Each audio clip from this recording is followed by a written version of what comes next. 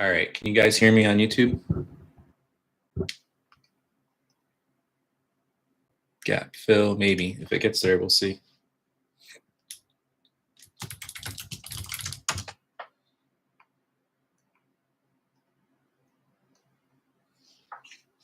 Let me know if you guys can hear me on YouTube now.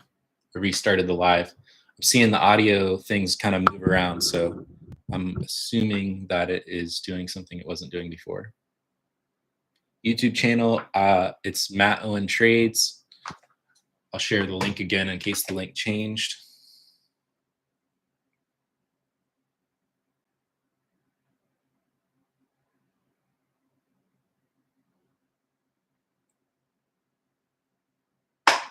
That's the link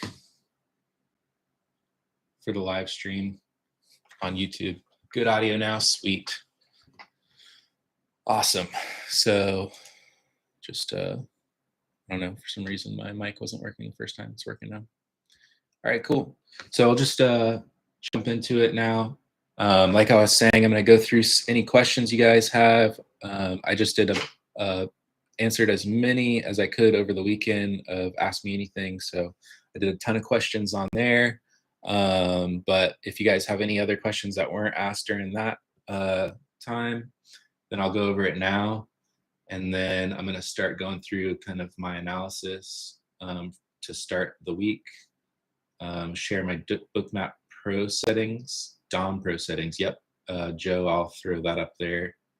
Remind me, can you explain what you're seeing on the order flow wise? Yeah, so Carmine made a good little mini series on YouTube that's free for anyone that wants to check out kind of the basics of like order flow. So I recommend going and checking that out on YouTube. If you're not in Invest to Trade Academy and you don't have all the in-depth videos and stuff that he's made that we kind of go over on order flow analysis. Definitely, if you just want a free intro, like getting started, see if that's something that you're interested in learning more about, then I recommend checking out that series on YouTube. Ready for another day of gains, ready for another day of following the process, man. No expectations on outcome every day. Trading live on YouTube. Yeah, I'll stick around to trade on YouTube. Listen, I don't recommend copying. Even if I take a trade, I may or may not even take a trade this morning. I don't recommend ever trying to copy anyone's trades.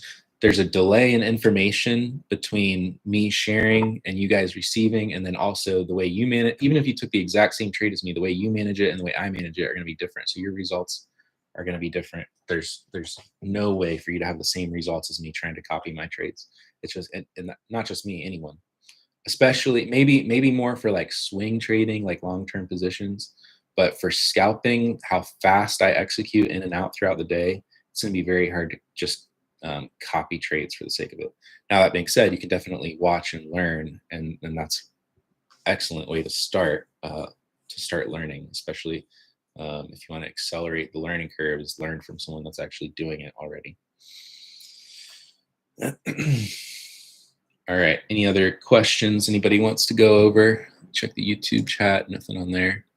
I don't even know how to see if we've got many people on here on YouTube side. Yeah, I have no idea. Live chat. But can you guys see anyone that's watching on YouTube, can you guys see my screen that I'm sharing on here? Should be live. You should see me in the corner and see my charts that I'm sharing. And I'll go over the Bookmap settings on there. I guess if you guys are on your phone, you probably aren't going to be joining both at the same time. But if you're on a computer, recommend. If you had to pick one, I'd go follow me on YouTube so you can hear me, see me, and see my screen. If I had to pick one, I'd hop over on YouTube and stay on there, because I'm going to end this probably Instagram one, and then I'm going to stay on the YouTube live stream for a little bit into the trading session. YouTube channel again is Matt Owen Trades. I posted a link in this chat on Instagram. It should be a link straight to this live stream. Dr. Raz, what's up, man? Welcome. Can't find your YouTube. I posted a link in this chat on Instagram.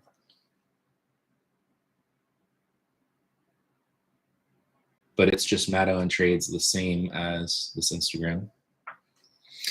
But yeah, if you guys want to throw up any questions, give it a couple more minutes and then we'll start going into technicals.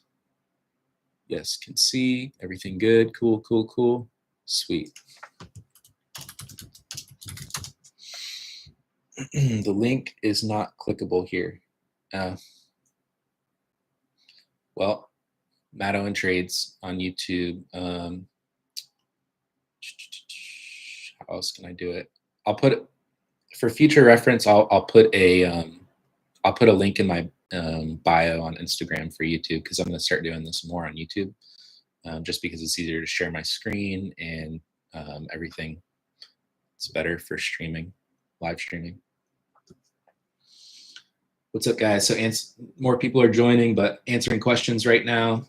I'm live on YouTube at Matt Owen Trades, same handle as Instagram. And then I will stick around there for some live trading into the trading session this morning.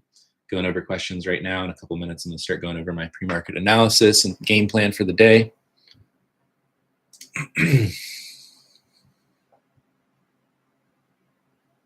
Yep. Thank you, guys.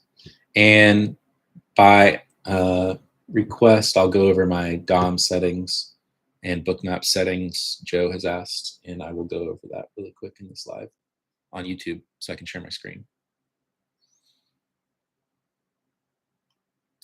Macro, do you only look at ES while trading or something else as well? Yeah, so sometimes I look at this screen here, and so I can see like multiple time frames of ES, and then over here in my bottom right, I will often look at another instrument. Usually it's VX, the volatility, and I'll see where that's at because that has more of an effect on how I trade. And then sometimes if there's a strong trend going on, I'll look at NQ and maybe the Dow, but usually just NQs. Usually just NQ. I'll check out because if there's a really strong trending move, you typically want to see ES, NQ, and the Dow all making a trending move because that means all the stocks in the market are moving. It's not like the tech sector is strong and NQ is rallying, but ES is not as heavily tech weighted and it's not rallying as much. So that's not going to be the strongest trending day. The best strong trending days, if I'm taking trending move setups, is when pretty much the whole market is moving in one direction. Let's go. What's up? Why do you highlight the gap? It's just an area of interest that I know. So all of my levels, it's not like I'm executing trades because a level is a level. It's just an area of interest that I'm watching. And then, I'll come up with game plans. Like if this level is tested and I see buyers are strong, then I'll, take a long off it targeting the next level. But it's just an area where I'm watching the order flow and I'm watching price action and I'm watching how the market reacts. I'm not ever just like, oh, this level broke out, I'm taking it. This level touched, I'm taking it. That's not how I trade. I know some people trade that way, especially a lot of retail traders. I do not trade a level just because it's a level. It's just an area of interest that I'm watching. So in regards to this gap, I know a lot of people watch this level. And so if we drop down here and it's tested and this is already gapped up, and so if we fill that gap area and buyers start reloading heavily and I see that on the order flow, then that'd be an area of interest that I would be looking to take the market long and maybe target the highs again, since we've already kind of broken out of this consolidation range that we've been in. Good questions. I'm guessing it depends, but if you have to choose amount to start trading a personal account, I mean, it totally depends on everyone's personal finances. So somebody asked basically how much to start a personal account. I can just tell you what I did. I traded with a $2,000 account and I traded like 1 to 2 micro contracts for like a couple of years when I was learning. Good questions. Blue level. This one, consolidation high, London high. It was an old London session high that tested. It's been acting as a resistance level. It's been the top of this consolidation range for a while. I'm getting into the technicals. I'll go over this stuff, but you can just see 1, 2, 3 times on the daily chart. It's tested and rejected, and now we're kind of breaking out above it. That's 57.61 is the level that I'm watching, but it's really that whole area, and I'll go more into details on the order flow and volume as to why I'm looking at that here in a few minutes. FOMC high, yeah, FOMC rallied there and rejected too. Good questions, guys.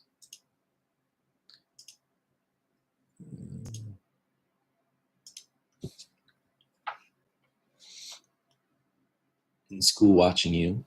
This is the school.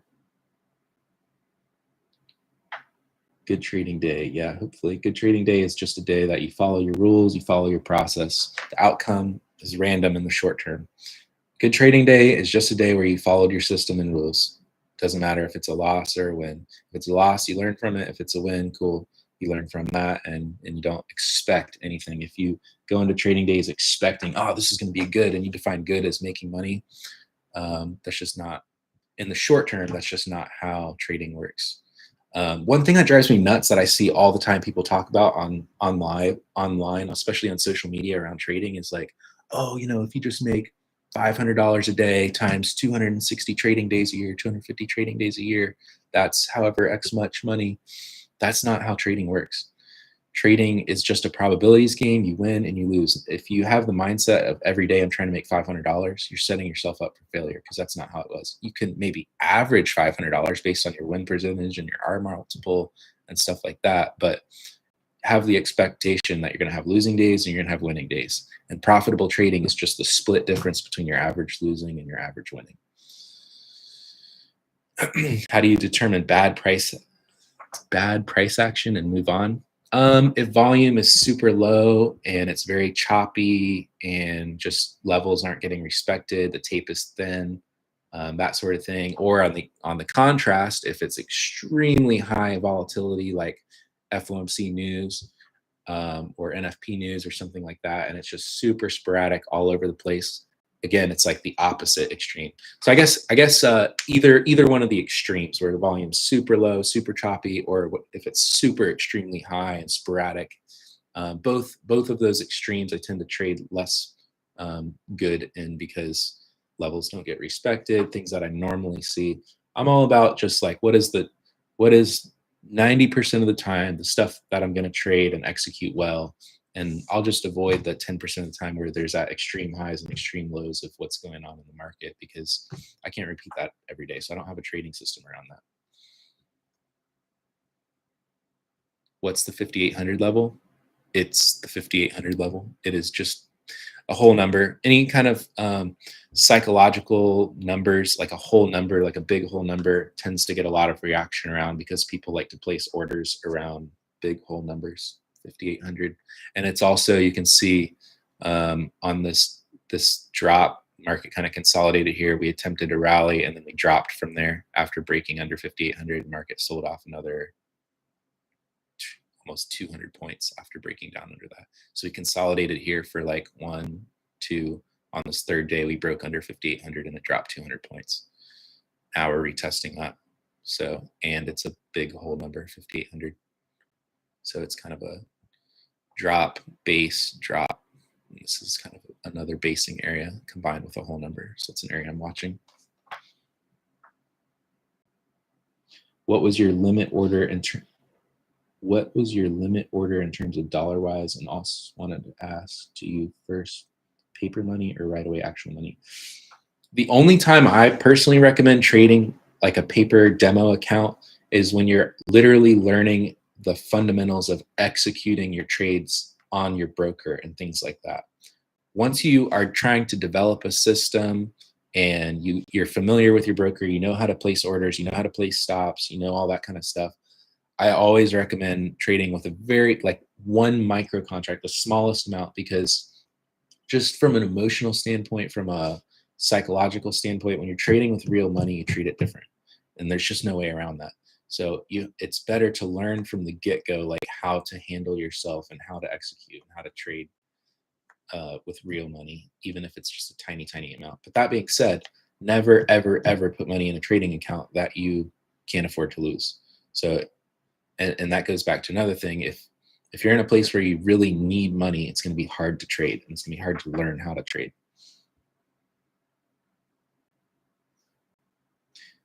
And what was your limit? So I started when I started example stop loss, I always recommend less than 5% of your account. So if you're trading with a $2,000 account, can't even do math right now, it's too early, guys. $2,000 account times 0.05, $100 would be your max risk per trade.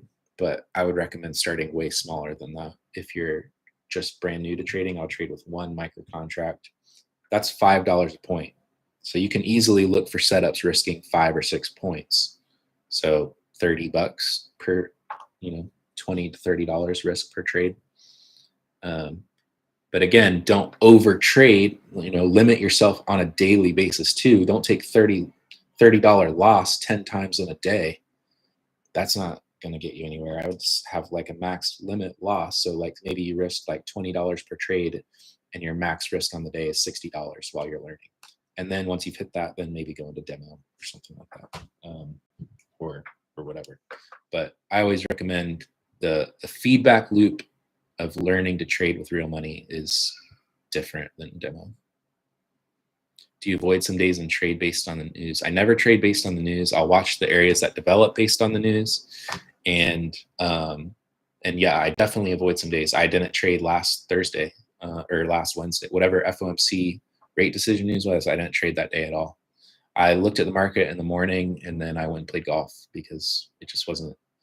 Typically on FOMC news days, it's very choppy and undirectional before the news, and then you'll have really random sporadic moves that occur, and then a bunch of people chase it because they have FOMO and they see the market moving, and then it goes back to consolidating and choppy.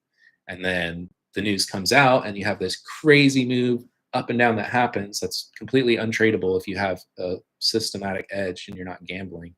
And then it kind of settles down and chops into the day. So I'd rather just wait for that dust to settle on big things, news days like that, and then come back with fresh analysis and see what's going on.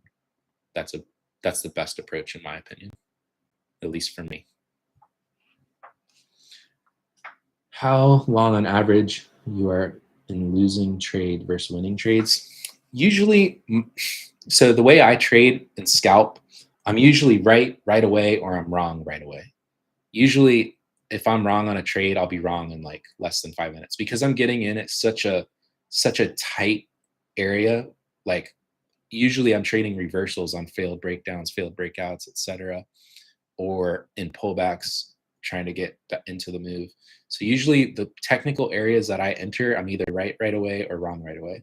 But that being said, my winning trades, I'm typically in longer because I'm sitting in the move longer. So my winning trades could be, anywhere from 10 minutes to an hour, usually probably 90% of the time in that 10 to 30 minute range.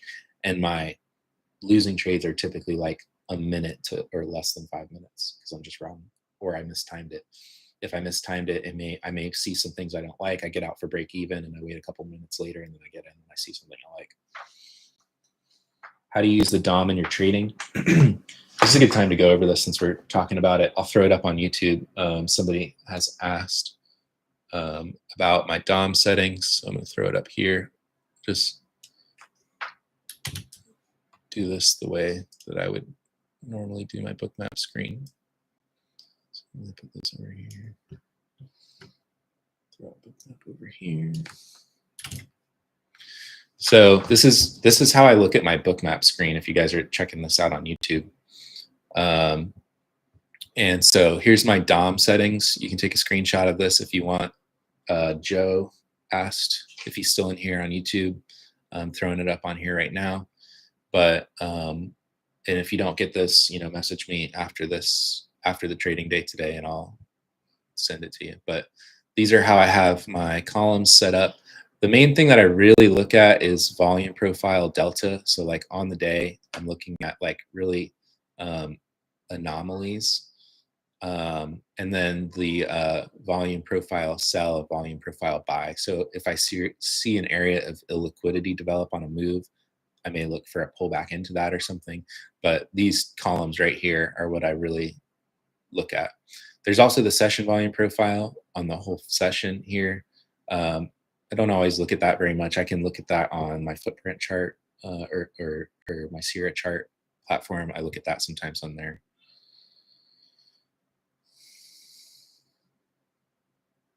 You still see the charts. Oh, what the heck? So I guess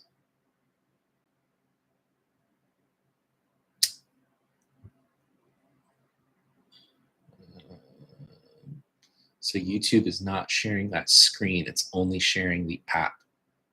Okay, that's annoying. Let me see, let me change that. See if I can change that. Stop sharing, let me share.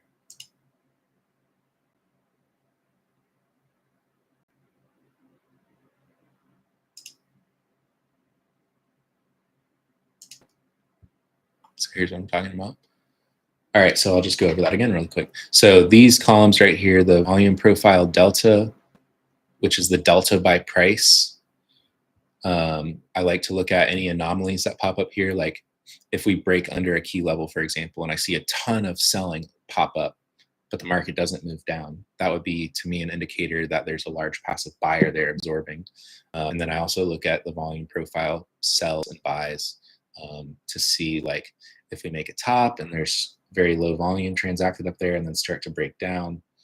YouTube channel is Matt Owen Trades. I posted a link in here, but you'll have to copy it over because it's not clickable. But it's Matt Owen Trades, same as Instagram. After this, I'll post a video in my, or I'll post a link in my bio, so it's easier to access. And so, yeah, volume profile sell and buy is what I like to look at, and volume profile delta by price on my DOM. And you can see these are how I have my columns arranged on the DOM, the Bookmap DOM.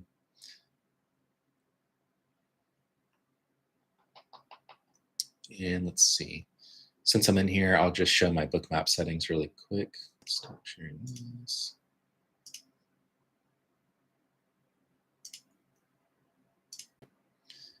Pretty much my Bookmap stuff is all pretty standard. The only thing I've adjusted these colors here a little bit. So I have this one all the way adjusted forward and then I have this one adjusted in the middle. That's just how I like to view it.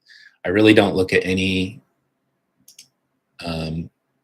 indicators or anything. You can see my add-ons here.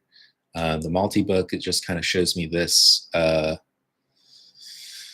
cumulative volume of buying and selling. I don't really look at that a whole lot. I could turn that off, but sometimes I do. So it's on there, down there at the bottom. And then Trader Map Lite, I like this because it filters out a lot of like algorithmic fake like orders that pop up. If you look at like the regular ES chart, there's all these like patchy blocks and stuff that pop up. It's like, I don't know what that is. It's like spoofing like algorithms, like popping up orders and then taking them away. So if you put on the TM Lite add-on on Bookmap, it filters that out. So I don't see that crap. And then absorption indicator. This isn't totally necessary, but I do kind of like this and I will adjust it. I have it in the automatic mode and then I kind of adjust the multiplier here. But what this does is it just shows me like large, fast orders that hit the market and could be like kind of like institutional absorption. That's something you'll see this. That's what these numbers are that pop up here on my Bookmap chart. And it kind of adjusts throughout the day. 9:17. All right, so I'm going to jump into my pre-market analysis really quick on YouTube. You guys can listen in here on Instagram as well. And then I'm going to start the trading day. Let me switch this over here.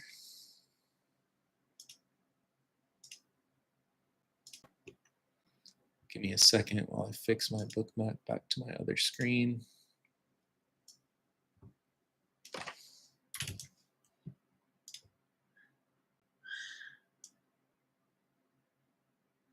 Any other quick questions Matt Owen Trades on YouTube. That's where I'm streaming this. Screens. Still see. Don't miss anything. Still on Thinkorswim. Yeah, that's my bad. I'm a noob.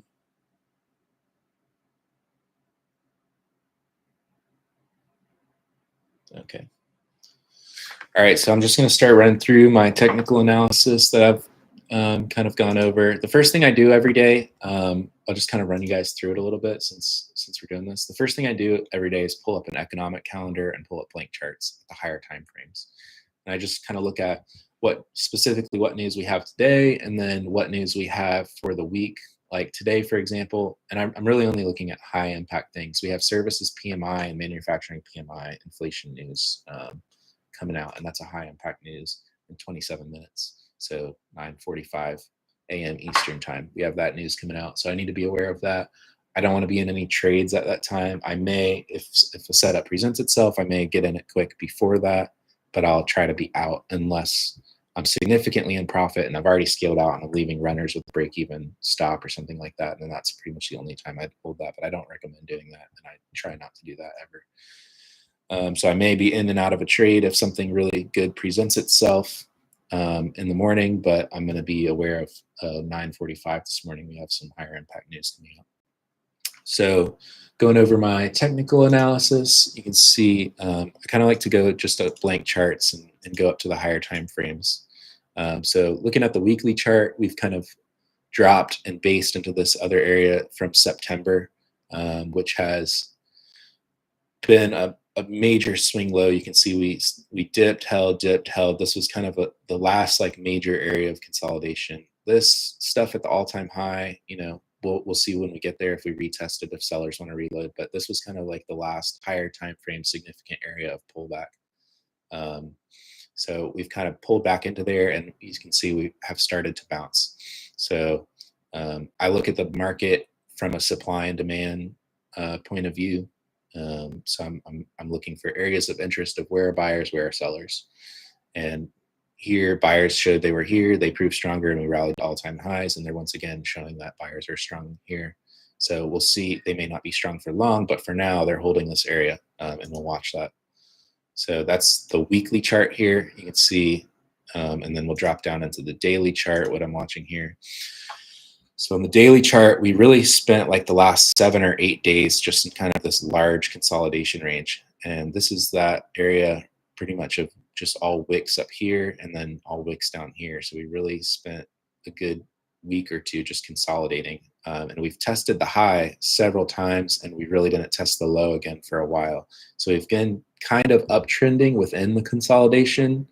And now this morning we're breaking out of that pretty strongly. So it's important to watch this and see if this once again wicks and fakes out and we drop back into the consolidation range. That would be a sign of weakness.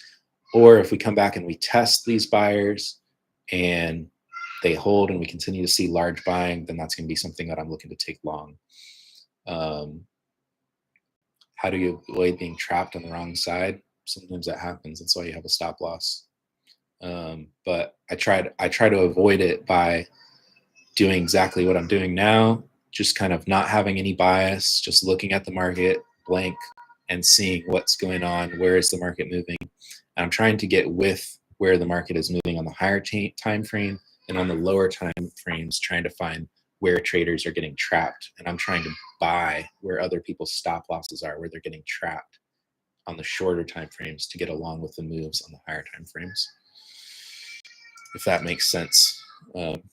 So we'll drop down to the 4-hour chart here. You can see this is what I'm talking about. You start to see a little more clearly on the 4-hour chart. We've been in this kind of large consolidation range, call it from like 57, 50 or 60, all the way down to the lows here around 55, 50 up to 56, 50. It's a really large range because we've seen such high volatility, but it's not been super directional. However, even on the 4-hour, you can see we have been making higher lows and retesting the highs, wicking, retesting the highs, wicking.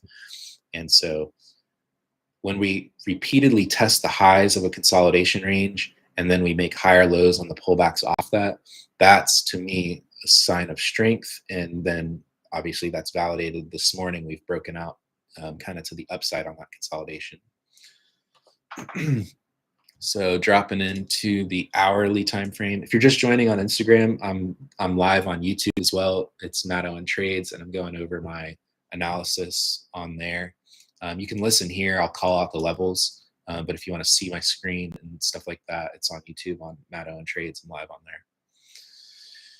there. Looking at the hourly chart here now, this is what I'm talking about. This is kind of the high, and I'll overlay my levels that I'm watching now, because I really like the blank analysis, like just on the higher time frames, the weekly, the daily, the 4-hour, and just get a feel for what the market is doing, like without anything of my own technical analysis to give me any kind of bias. Like I literally just want to look at the blank charts and say, like, I don't want to think what I'm thinking the market should do. I just want to see, like, from a pure blank like point of view, what is the market actually doing?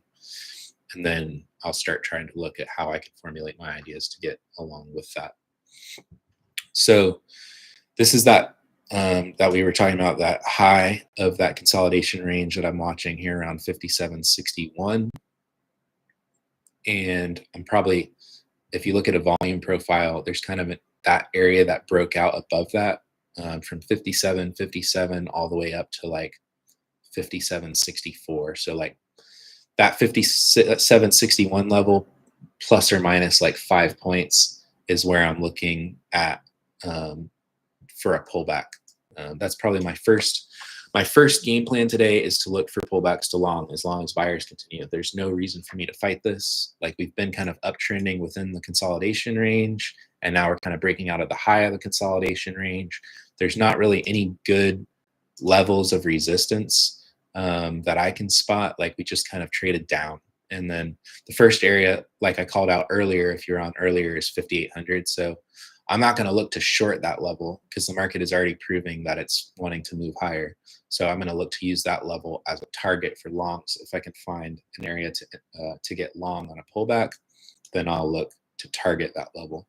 So, and that's another good point that I should bring up about levels, is sometimes they can be a target, sometimes they can be an entry point. It's just about how I'm reading the market, how I'm reading the order flow. So I don't necessarily have a super clean level that I'm looking to buy. It's just, I'm going to see what develops on the order flow, pretty much in this whole area around 57.61. If we pull back there, if we pull back around there, you can see this is actually pretty clean on the 4-hour here. Rally, base, rally. And that really shows it cleanly here overnight around the 4-hour candle that started at 1 a.m. So pretty much the London session, pretty strong rally.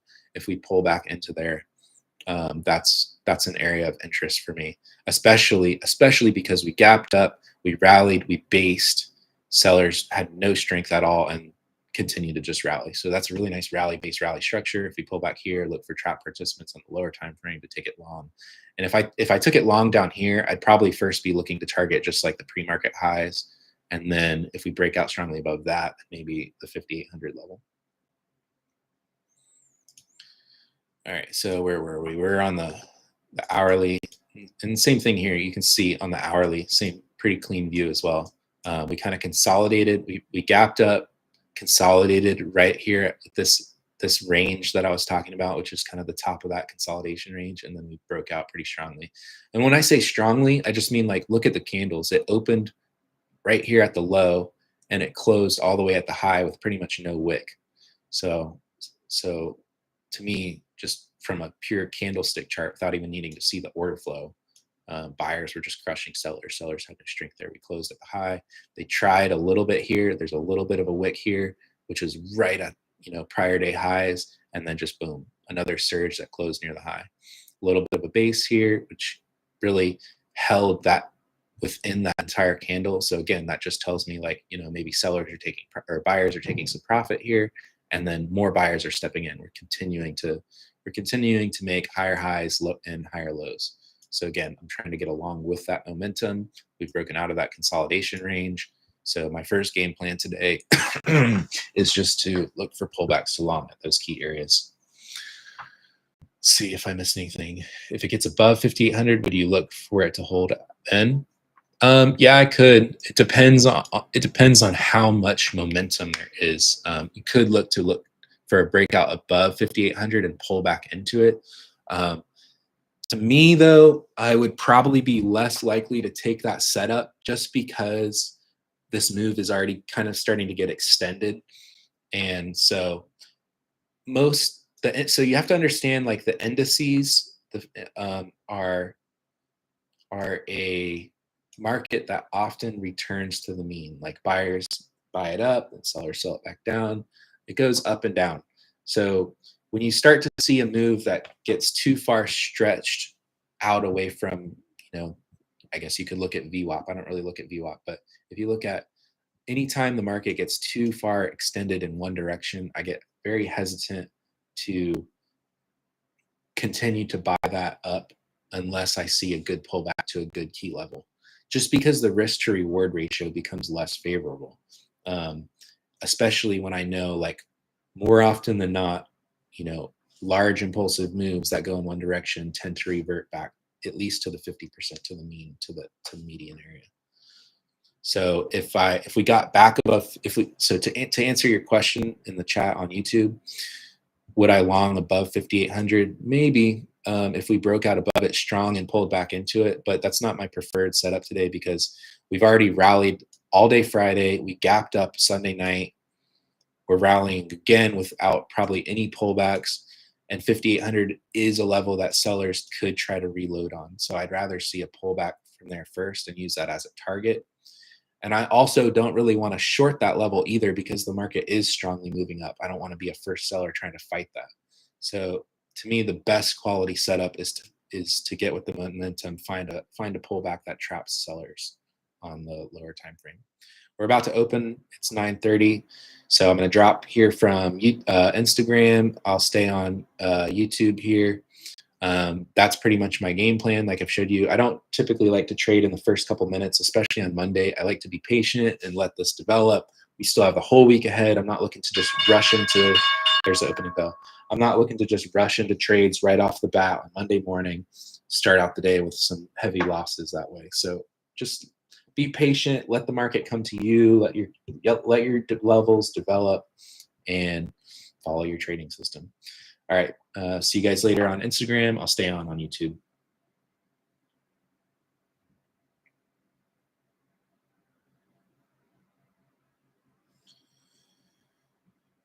All right. What's up? What else did I miss in YouTube? Let me pull up my actual trading screens now.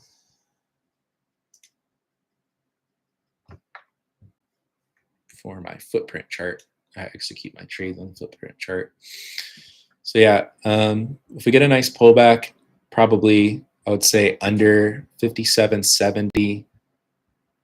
Ideally, like the best location is around this 57.60 that holds above this consolidation. If we break under that, the next area that I'd be watching is this gap level. But if we break down there strongly and sellers are strong, then I may not look to long that because that would be kind of like we failed to break out above this consolidation range again, and now we're breaking back into that consolidation range. That's not a sign of strength.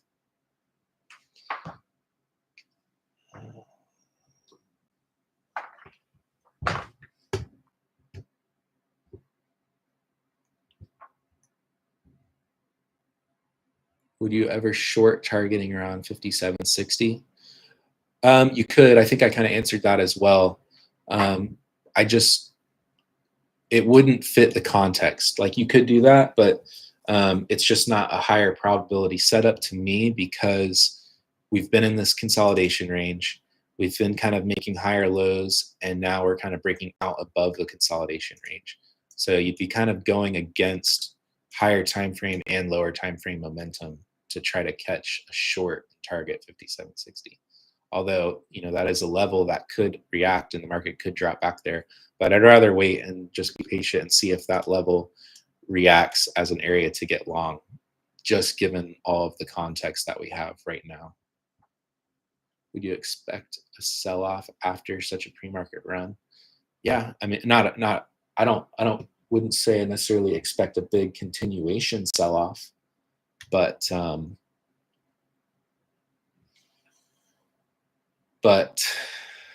I think it would be reasonable to look for a pullback. So we did kind of pull back here off the opening bell, starting to see some buying prints on Bookmap here around 57.77. Some stronger buying stepping in. And this is kind of right in this last little area on the hourly chart that consolidated. So this is an area that we could watch. If you're looking here, we kind of had this breakout, pull back, hold, breakout, and pull back and hold. So this is interesting if it wants to hold this area.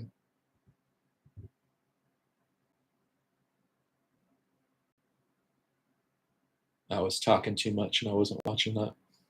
But we did kind of dip under this whole area that's been consolidating right into this area that broke out, held, broke out. That was a nice pullback right there. But again, it's just 3 minutes after the open, so let's just be patient and see what develops. Sorry.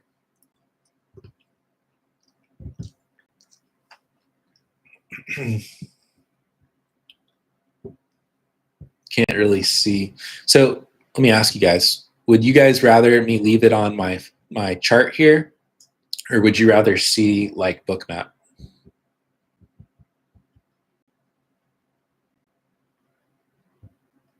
Throw it up in the chat if you'd rather see Bookmap or if you'd rather see the chat. Bookmap 100%. Bookmap. Bookmap. Bookmap. Okay. Bookmap it is. I just realized like I'm primarily an order flow trader, so I'm just showing the charts for kind of higher time frame analysis. Let's do Bookmap.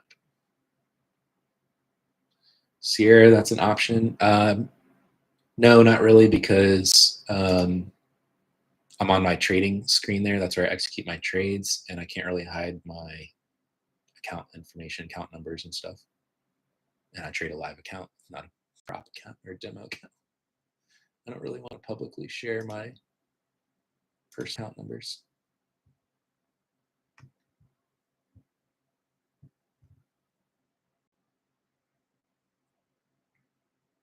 I'll have to figure out, I haven't figured that out yet, but I'll have to figure out a way, and I can hide my Sierra chart, like brokerage account numbers and stuff in the future, and then I can share that screen. All right, so this is what I was talking about on Bookmap. So you can see, just kind of zooming out here, this is all that time since like 7 a.m. we kind of consolidated and we dipped under that. And this is what I'm talking about on that dip down there. Look at this kind of weaker selling that dipped in there and then bam, started getting hit by stronger buyers. So I like that. If I was paying more attention and not talking, like somewhere around here would have been something I was looking to buy and get long. But again, it was 1 minute after the open. It's hard to, on a Monday morning, try to jump in a trade 1 minute after the open, even if it looks good. It's kind of like, and now it might just kind of go without me. And that's unfortunate, but we also have that news coming up in 10 minutes. So, you know, normally a lot of times, you know, I'm always like, I would rather just, if the risk is small and the reward is high and there's a doubt, like I'd rather just get in the trade. And if I'm seeing good confirmations and stuff and it's at a good level, I'd rather make the bet and take the high risk reward setup.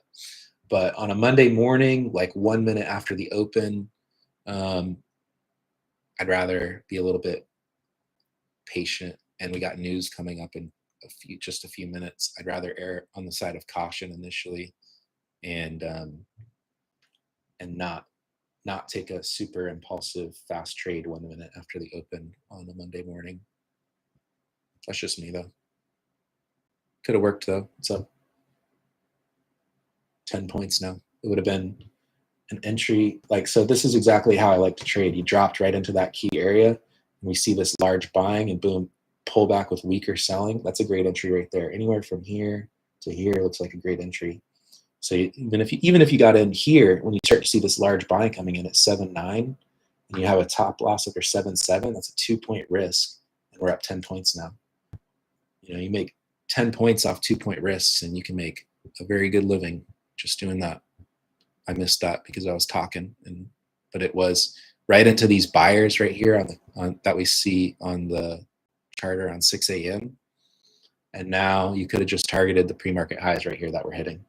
So that was a great setup that I missed because it was Monday morning, 1 minute after the open. But if it wasn't Monday morning, 1 minute after the open, I wasn't talking on YouTube, then I probably would have taken that trade right there.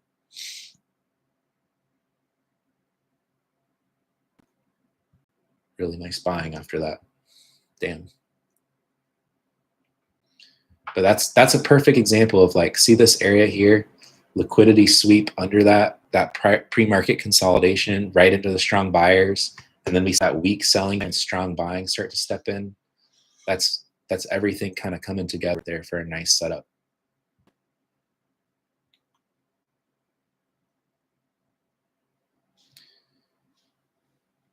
Yeah, how do I handle? This is why I'm not going to do live trading all the time, because I really need my full focus. Like right then and there, that could have been a trade that I just made a couple $1,000s on, and I was kind of talking. And it's Monday morning, so it is difficult to do both because my brain is like trying to communicate things to you guys, and I'm trying to focus on the charts. So Assad, I would not have, if I did take that trade, I would not have held that through the 9:45 news. I would have already been out here for probably 10 points. I would have just been targeting the pre-market high. And if it was getting close to the news and I was still in the trade, I probably would have just flattened it. I don't like to hold trades through the news. That was a nice setup. That would have been, even if it continues to break up from here, I don't need that. Like, that was a nice setup entering here on that pullback, and then just target the pre-market highs for 10, 11, 12 points on a 2-point risk. That's like 5 or 6 R. Low volume node developing. Okay.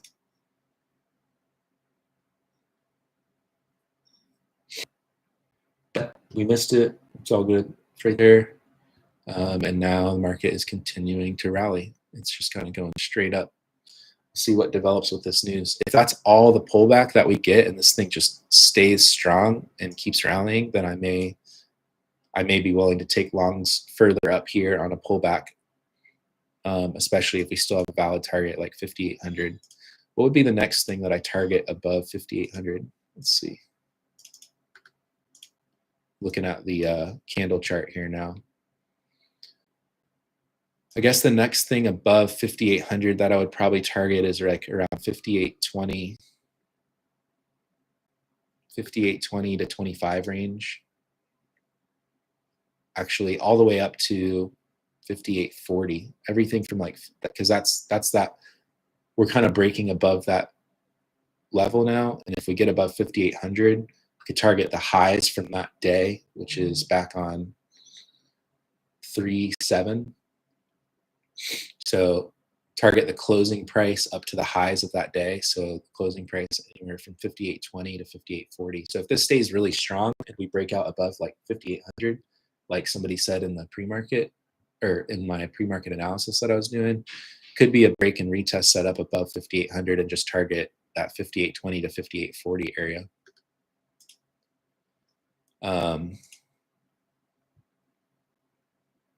Yeah, that could be a valid setup.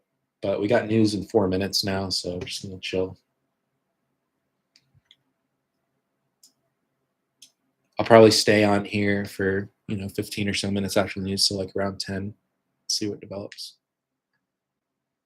57.90, pull back into the low volume.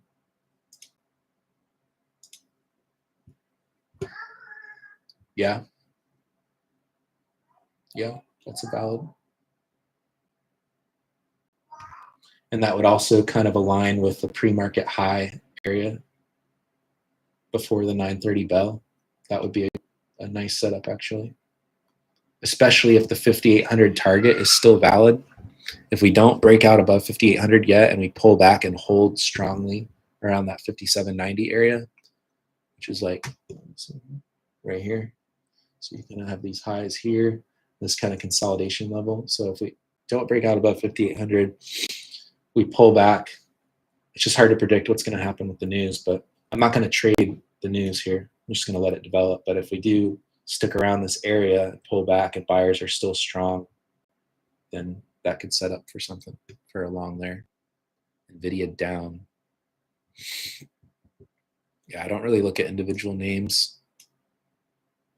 It is been having a heavy weight in the market though with Tesla and Nvidia and all that stuff. So it is kind of good to be aware of those.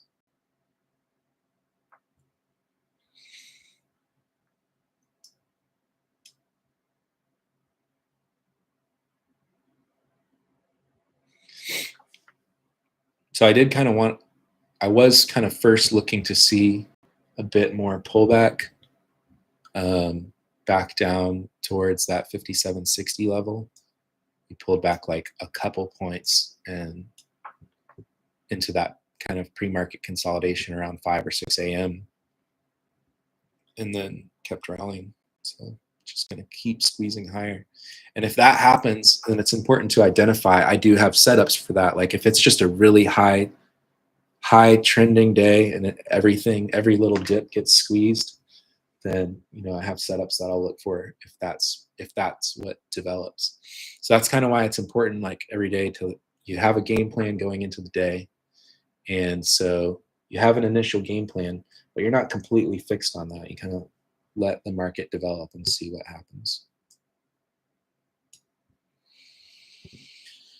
Starting to see some selling up here under that 5,800 level, minute before the news.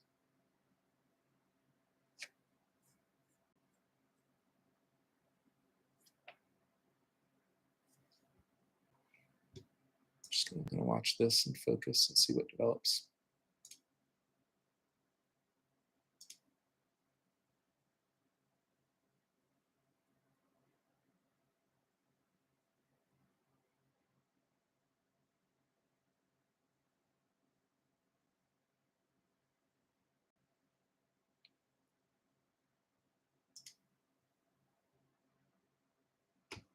Yeah, going crazy. Pretty thin.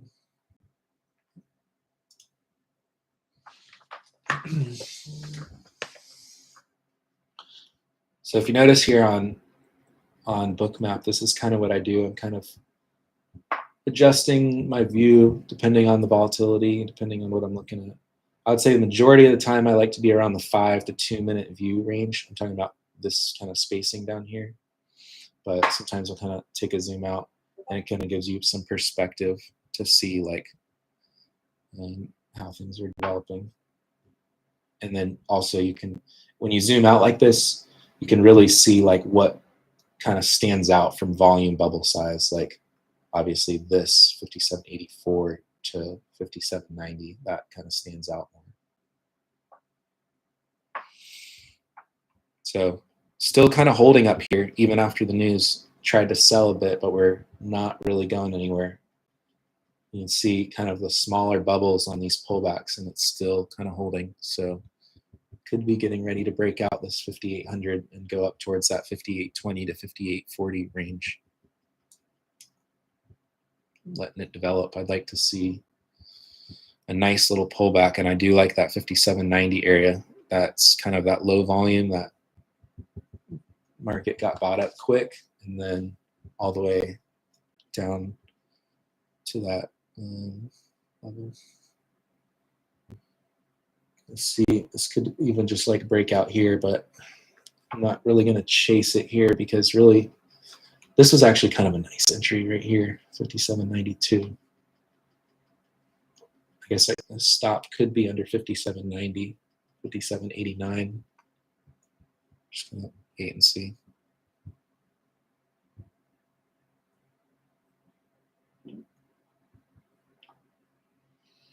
Kind of a lot of volume here.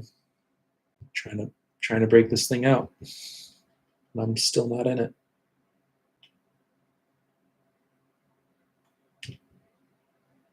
Two minutes after the news here, still holding strong. See if we get any kind of little pullbacks, impulsive pullbacks that trap some sellers. Or if we break out 5,800, maybe we'll see a break and retest setup here.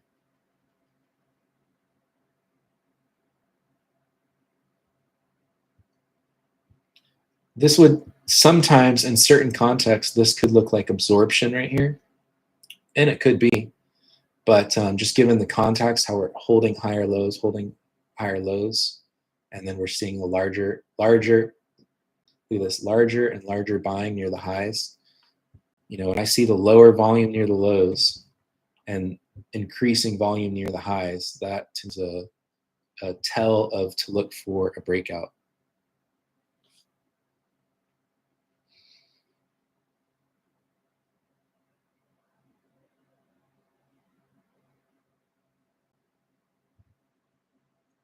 It's like it can't even pull back like at all. So it's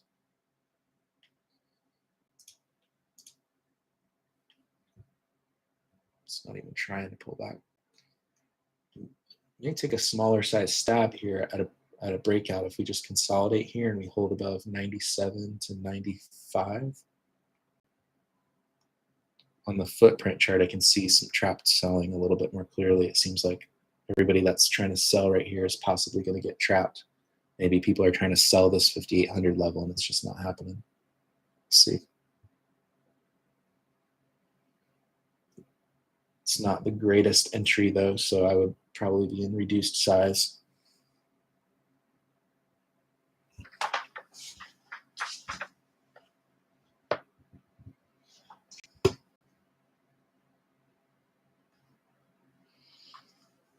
See this little dip here at 97 is still holding.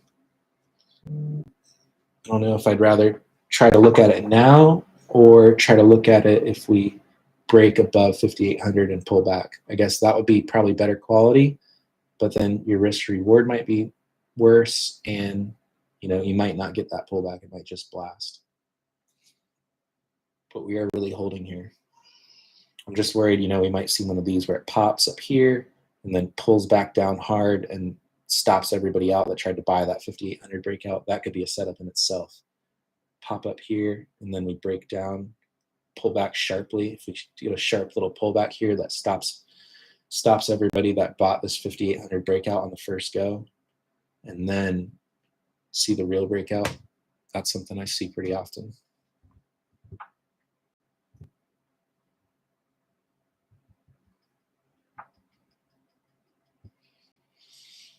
Still seeing weak selling here and a lot of bigger buying, but this is what I'm talking about right here. We saw that buying and now we're pulling back. So if you bought 5,800 on the breakout and now it's starting to pull back, that could stop people out. See if we get a little pullback to stop out those first breakout buyers. That could be something that I look to long for the real breakout.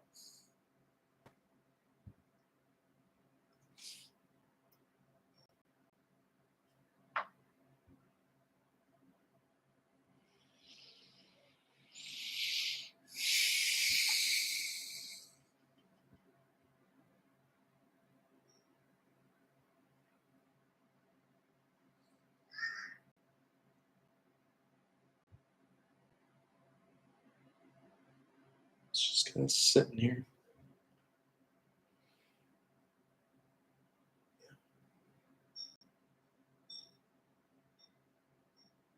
Would love to see just a quick, like, impulsive pullback and see some strong buying absorb it.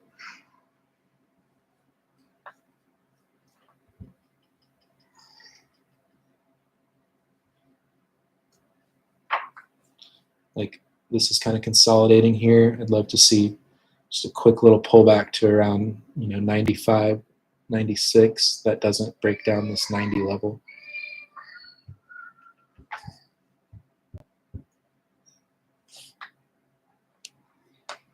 Kind of do doop, doop, buy it around here if it holds. Keyword if. So like if it drops and I see like large selling start to come in, I'm not going to just buy that.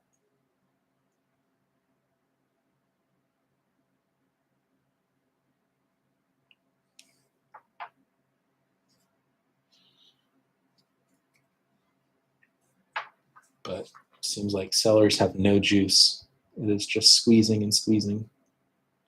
Can't even get, you know, a 5-point pullback.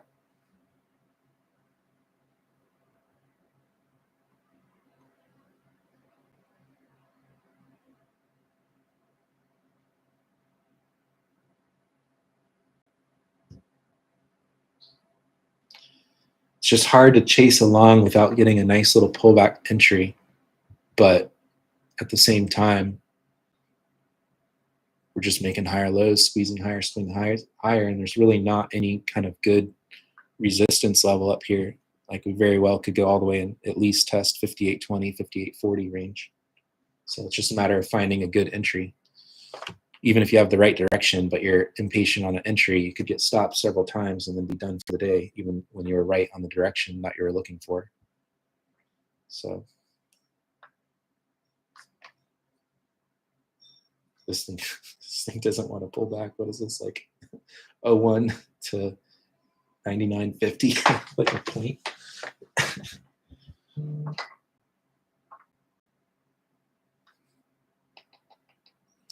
That's tough. Like, it's kind of a tough situation. Like, what do you do? Do you buy that for a breakout, knowing that there's a very good chance a sharp little pullback could take you out, especially when you trade like I do with a very tight risk? I guess the answer would be, and like I said, if I buy up here, it'd probably be reduced size on a pullback because I'm going to have a wider stop. But if we break out 5,800 and pull back, then this probably I have to see what develops to see where it would invalidate. But you'd probably want to see this consolidation range hold right here from 97 to 5,800.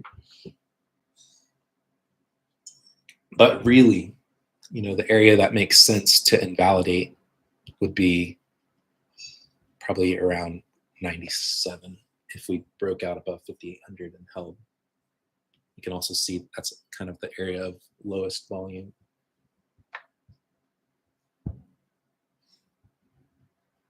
But we kind of had the same thing when we broke out above 57.90, and then we kind of said, okay, if we can hold above 57.90 and pull back, and we did. It's just very tight, limited pullbacks that are not offering a ton of opportunity to get in on.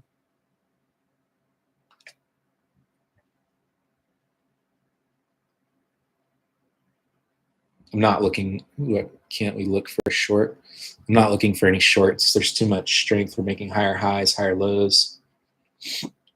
No reason to look to short this. We were in consolidation for several days, and now we're breaking out above it. If I miss the long, I miss the long, but I'm not going to try to fade this and try to short it.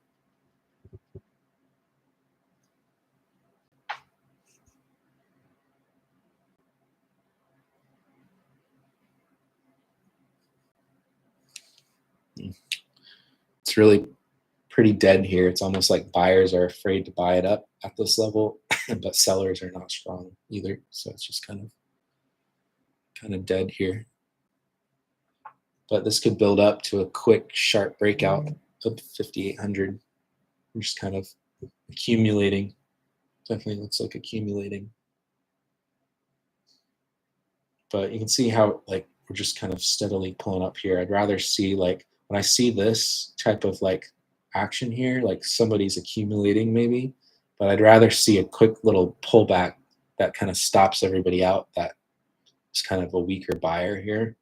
And then on that little fake out pullback, that's where I would look to take a long, because that's just going to be a more holds above this level versus you buy up here. Are you going to put your stop loss under 97? Be like 6, 7, 8 points. You're going to put it under 90 and have like a 10 or 12 point stop loss. That's kind of tough too. But if we break this out and we show strength above 5,800, see all this buying here, 58, 98, 99, 5,800. If we break out above that and pull back and we see all those buyers defend now, that would be a better quality setup, in my opinion. But the risk is, and I'm trying to be patient for this, the risk is shoot up without me and we never get that pullback into here to test those buyers. Could happen. But when I see consolidation like this, more often than not, I see kind of a fake out, a dip that's all those first buyers, and then a real breakout.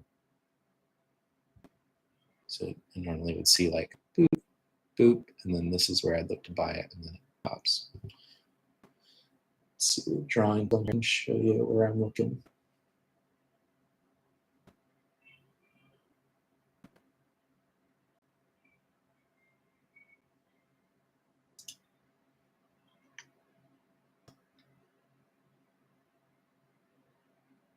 So that we're buying right there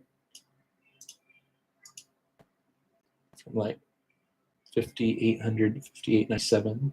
I would say is an area of interest if we break out and hold that.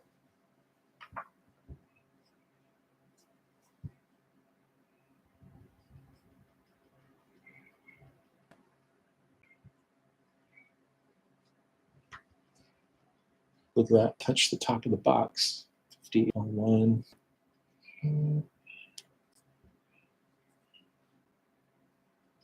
Just want a little bit more of a pullback and see some good confirmations to take it long.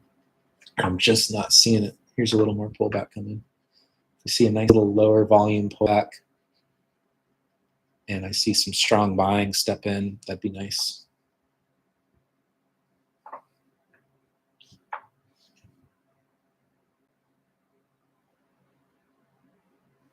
Yeah, it's kind of what I'm looking for. Pull back to the 96, 97s.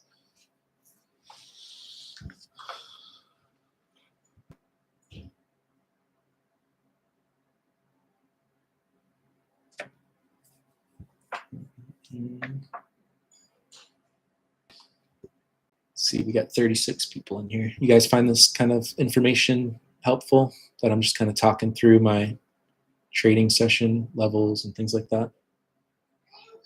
Let me know if you guys find this useful.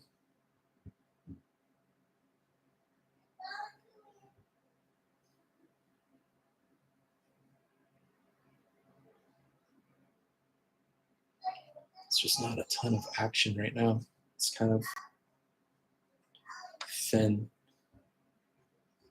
Just kind of not extremely exciting. Just kind of grinding up. Sweet. Yep.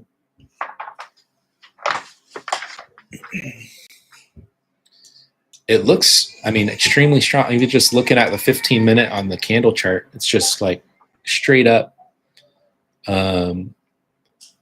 But damn, it's just like, it's just kind of grinding straight up. It's kind of hard to take a long entry on that.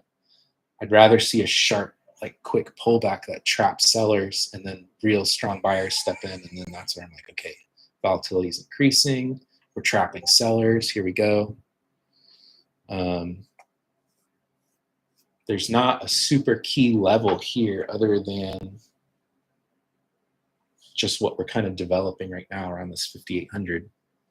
So it's not the best quality area to be trading. But, you know, for a scalp on the breakout of 5,800, it's just, I guess what's making me hesitant is the kind of the slow, grindy way it's moving. Not really a lot of excitement and big bubbles. Usually, like on a nice uptrending day, you want to see a little more momentum, a little bit stronger buying, and we're just kind of like grinding and accumulating. There's not really a lot of excitement here. We did kind of drop into here right at 5,800. But again, it's just not kind of the momentum that I'd like to see for a breakout and a retest to get long. So yeah, technically, I guess we kind of broke out, but see how it's just kind of weak and thin up here? And we pulled back. Yeah, we did, but it's just not, I'm not seeing what I would like to see for a nice break and retest setup.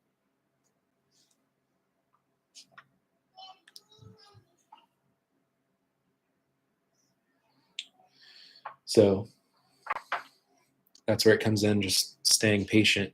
Like 90% of good trading is just being patient and executing well when the time comes, when you see your setups and when it's validated with confirmations, it's at a key level. That 10% is where you make all the money. And that 90% of the time of being patient is where you keep your money and you don't get chopped up you don't take bad trades.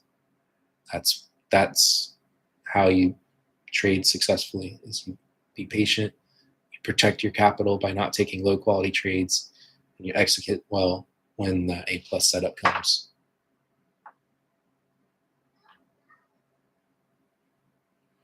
Kind of seeing that absorption indicator pop up here, but it doesn't really mean anything yet until we see something. Really, if we get a nice sharp pullback all the way to this area, it would be kind of valid. But see how we had all this kind of buying here, and then it just kind of fizzled out above that, and now we're just kind of up and then sideways. Now we're starting to see more and more selling step in, so just wait here.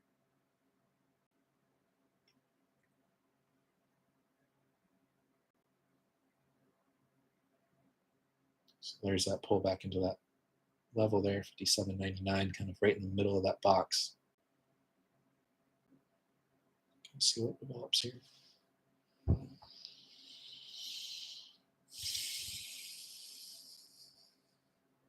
We're kind of increasing the selling pressure a little bit here, but this could either trap sellers if they're not able to actually reverse it at this 5,800, or this could break down further first.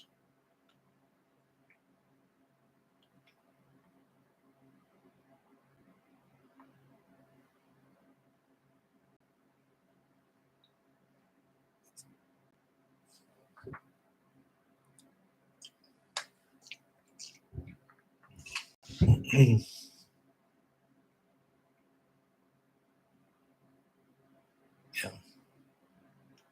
But the reason I didn't look to take this right away is kind of see how we had this we've kind of had this weaker buying up here, and then we're starting to see the larger selling on these pullbacks, and that's not a perfect entry confirmation for a break and retest. Ideally, you'd see larger buying on a breakout and then kind of weaker trapped selling on the pullbacks, and we're not really clearly seeing that here. Maybe a little bit starting to get kind of weaker here. Let's see.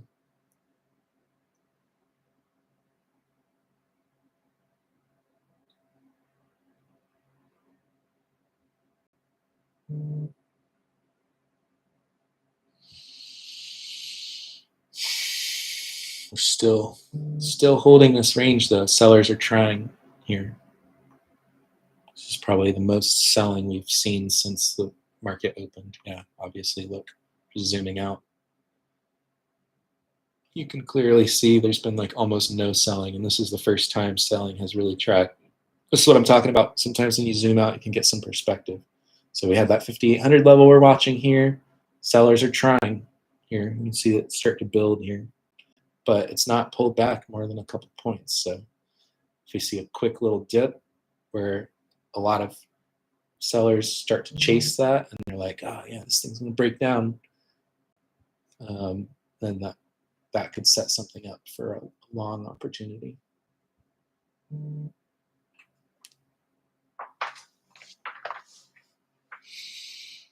We do have the opening range that's kind of set up now. If you look at like a 5 minute, let's pull up the 5 and look at a 15-minute chart here. Yeah, there's really strong buying in that 5 minutes at 9:35. That basically is from 57.84 all the way up to 57.90. So that could be a better area. I'm going to remove this now. That could better buy area is kind of that opening range, 57.90 to 57.85. Nice sharp pullback down there that gets defended.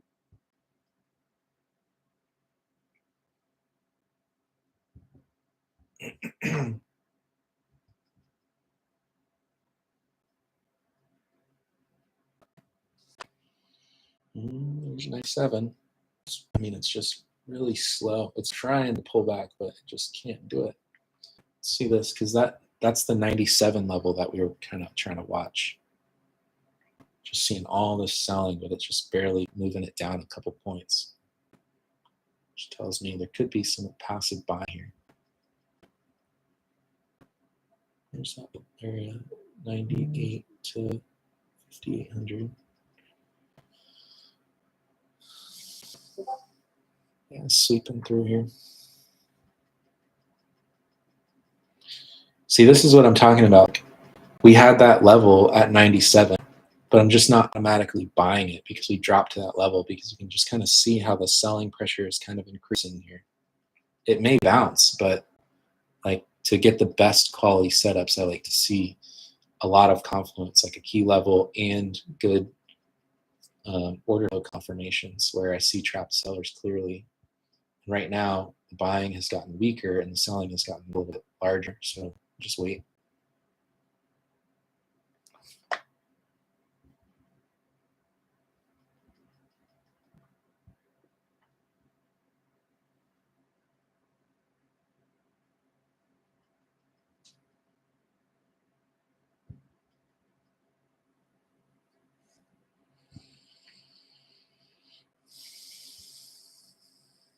A little interesting activity here, 96, 97. Looks like a bid popping up here.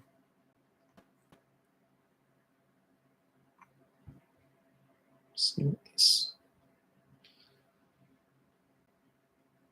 area from 95 to 97 is kind of interesting. But let it develop. Patience, patience, patience, especially on a Monday morning, because in the past I've lost a lot of money just being impatient, jumping into trades on Monday morning, trying to find action instead of trying to find opportunity. So be patient for your setups. That is a good opportunity, not just jumping into trades because it's Monday and you want to make some money right now.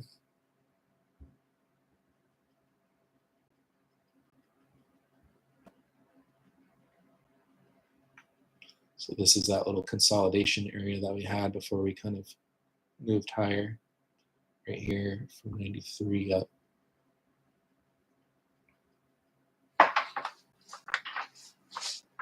Are you guys hearing me okay on this mic, by the way?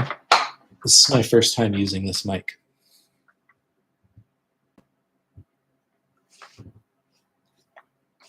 There's some buying stepping in. Cool.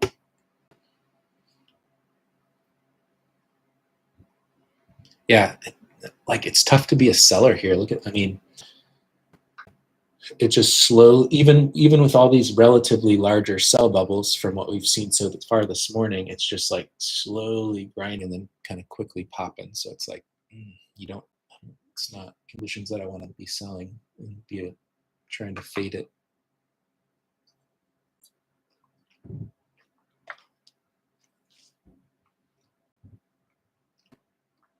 It's dropped to 95. Now we're back up at 5,800 in like a couple seconds. So if that holds, this isn't the largest buying here right here though, but if we get to this point where it's like we're in that kind of that key zone that I wanted to watch, and then I see some larger selling trapped, and then we see stronger buying, and then we come back down again and we make like a double bottom with like weaker selling, that's kind of an entry that I would look for. Saw buying at 57.77, market reverse, consolidated, and saw buying 784. Yeah, I mean, those are valid. There was I don't know if you were on earlier this morning, but there was a really nice long opportunity that I pointed out. Higher low here. There was a nice opportunity that I pointed out this morning to get long, but it kind of happened like literally a minute after the opening bell at like 9:31, and I was like, one, I was talking on here, and two, I'm not eager. Not eager is the right word, but I like to be patient on Mondays, and jumping right into a trade at 9:31 on a Monday. It worked this time, but that opening bell volatility in the first couple minutes, especially Monday, probably will lose trades more often than not. So one thing I'm just noticing here on the volume profile delta on the Bookmap DOM, which I'm not showing up here, but at 5,800, oh, okay, it's 5,800. There's a positive 1,200 delta popping up there. So this is interesting. Now that we kind of pulled back, how I was saying earlier, how I would kind of first want to see a pullback that stops out all those first breakout buyers. We kind of got that pullback. So now it'd be interesting if we get some more momentum built up now above 5,800, and now we kind of pull back into this, would be more interesting now, because we kind of did that. I'll draw this. Oops.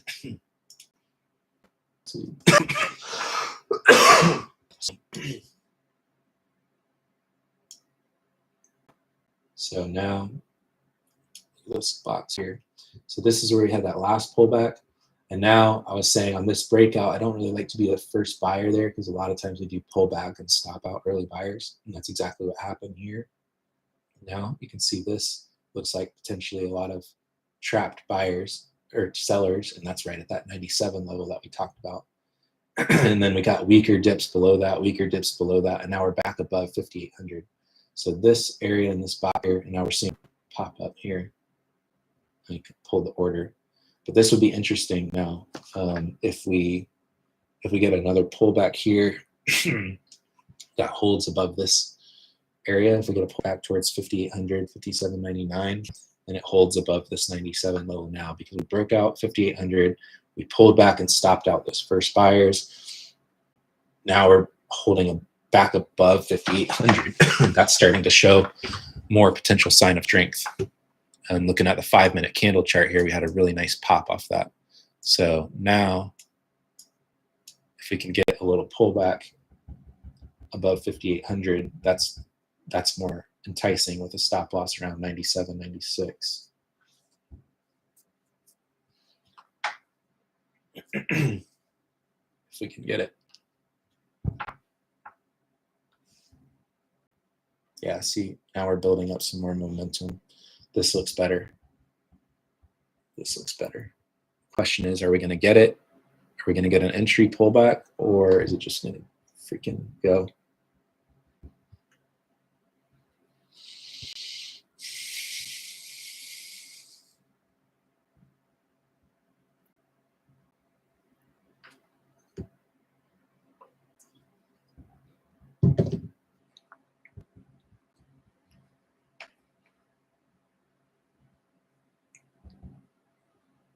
Yeah, this 97 level is still an interesting area.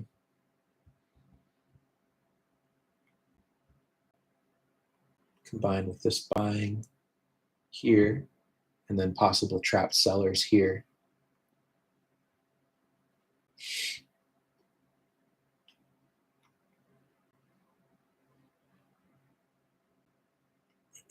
Could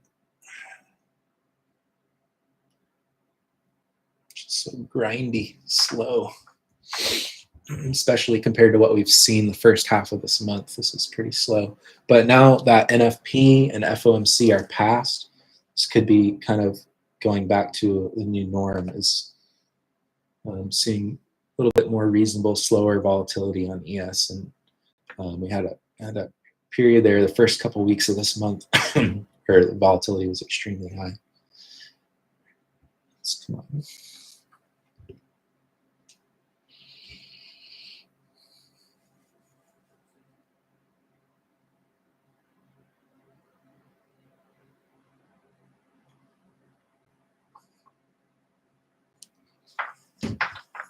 Love to see one more little pullback that holds 5,800.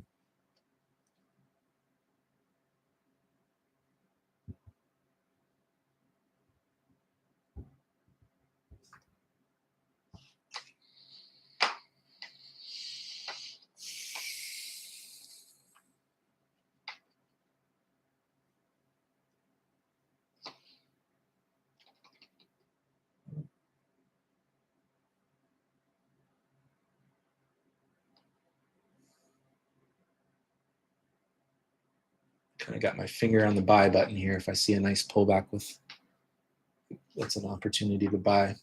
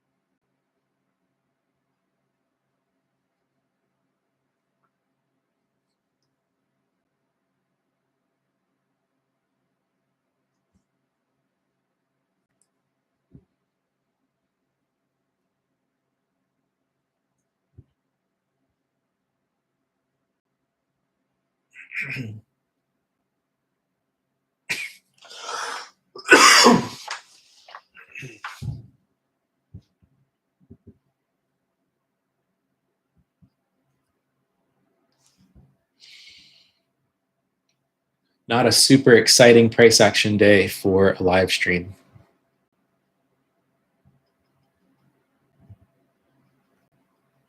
Is there any questions that you guys have while we're kind of looking at this? I'll answer.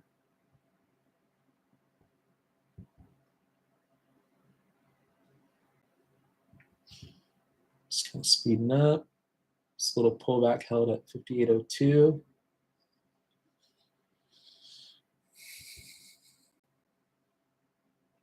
$58.22, Carmine's Trump level. I don't remember, but it is kind of a level of area of interest. 58.20 to 40 area. Prior day high before the market broke down like another 200 points.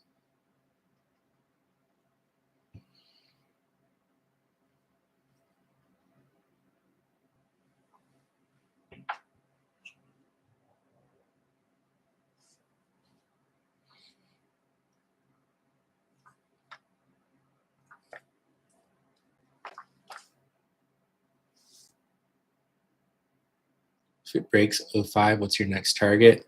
That 58.20 to 58.40 area.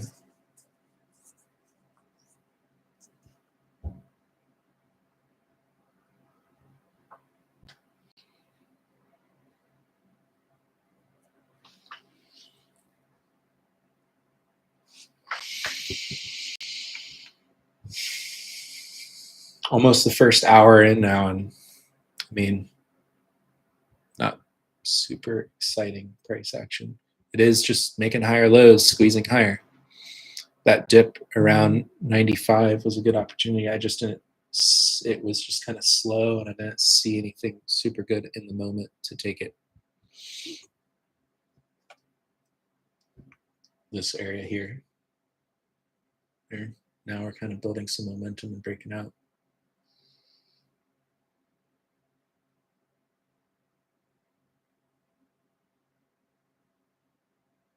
Guess possibly this could have been a good area to take it if you identified these as trap sellers, but I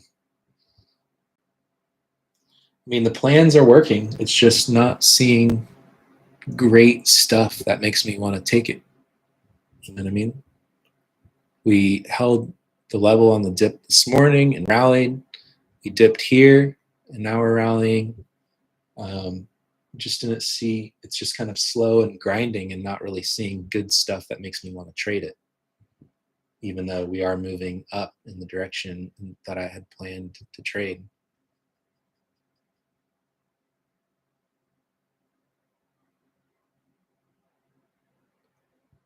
Yeah, I don't look. I do look at all that stuff on the footprint as well. Invest mines. Yeah, I do look at all that stuff on the footprint. See if I missed anybody's.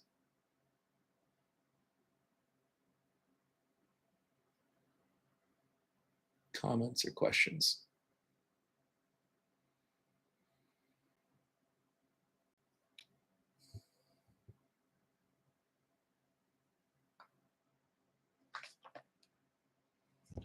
Yeah, it's just like we are moving up, and it's been like this, pretty much this one pullback didn't take it because I didn't see super great stuff in the moment to take it. And then it's just continuing to just kind of squeeze higher, but not very large buying. It's just kind of squeezing higher. It's kind of tough to trade that. So we wait. Maybe something I wait until the afternoon to take a trade and see if something develops in the afternoon. Coming up on 10:30 though, the first hour, and it's just been, we had that opening rally right here. This was a nice entry, but it just was kind of tough to trade at 9:31. You know what I mean? Unless you literally buy it on the opening bell like a minute after. Tough to do that, especially on a Monday morning. And we kind of went straight up, and then we kind of consolidated at this area. You had that kind of sporadic news reaction, you know, I guess that was an area to mark, and this was an area to buy, and it did work, but I just didn't see good stuff to trade it. The best thing I see is like we kind of had this large trap selling, and then we pulled back one more time. So we could have bought around 96, 97, which was the plan. That was the plan. And just didn't take it because it didn't, in the moment, it didn't like look very good. Didn't really see things that I like to see. And then we kind of bounced from there, and then hasn't really been any kind of good pullbacks to buy. 5802, but like even if you bought at 5802, where are you going to put your stop loss? Like, you're going to put it all the way down here at 96, 95, 7-8 point stop loss to target what? 802. You know, I guess you could target 5820, but you know, you're trying to catch a 20 point move almost just to have barely a 2-hour trade. That's not what I like to do.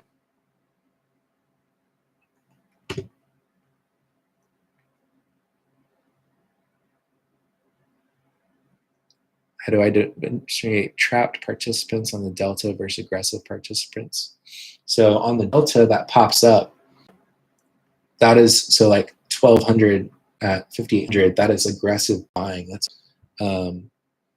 market buy orders. So someone was could be passively selling,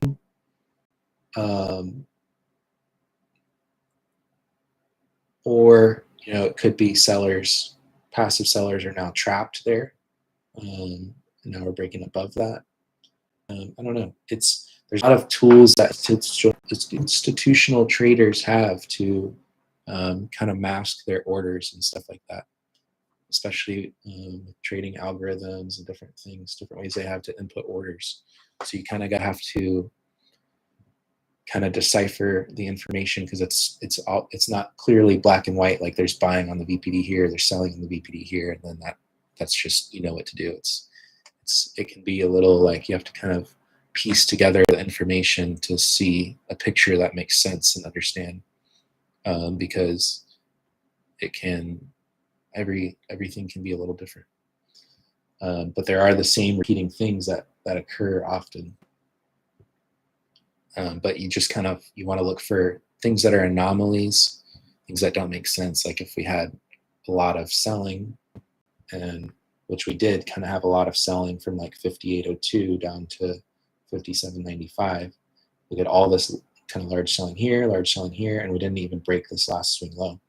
So to me, this does look like a passive buyer, combined with, it could be a passive buyer and aggressive participants are also buying it. But really not getting a very large reaction after it yet. We're just kind of steadily grinding higher, and then after this dip, if you bought this dip around 96 or 97, which would have been a good buy, but I didn't buy it because I didn't see good confirmations that I like to see. But if you did, that was a good level. And then after that, it's just kind of grinding, and it's not really price action that I like to trade. And I'm not going to chase a lump here with a 7 or 8 point stop loss. It's not a setup that I like to take. What's your opinion on the iceberg and stops indicator? I don't know really anything about it, to be honest. It's not something that I use in my trading.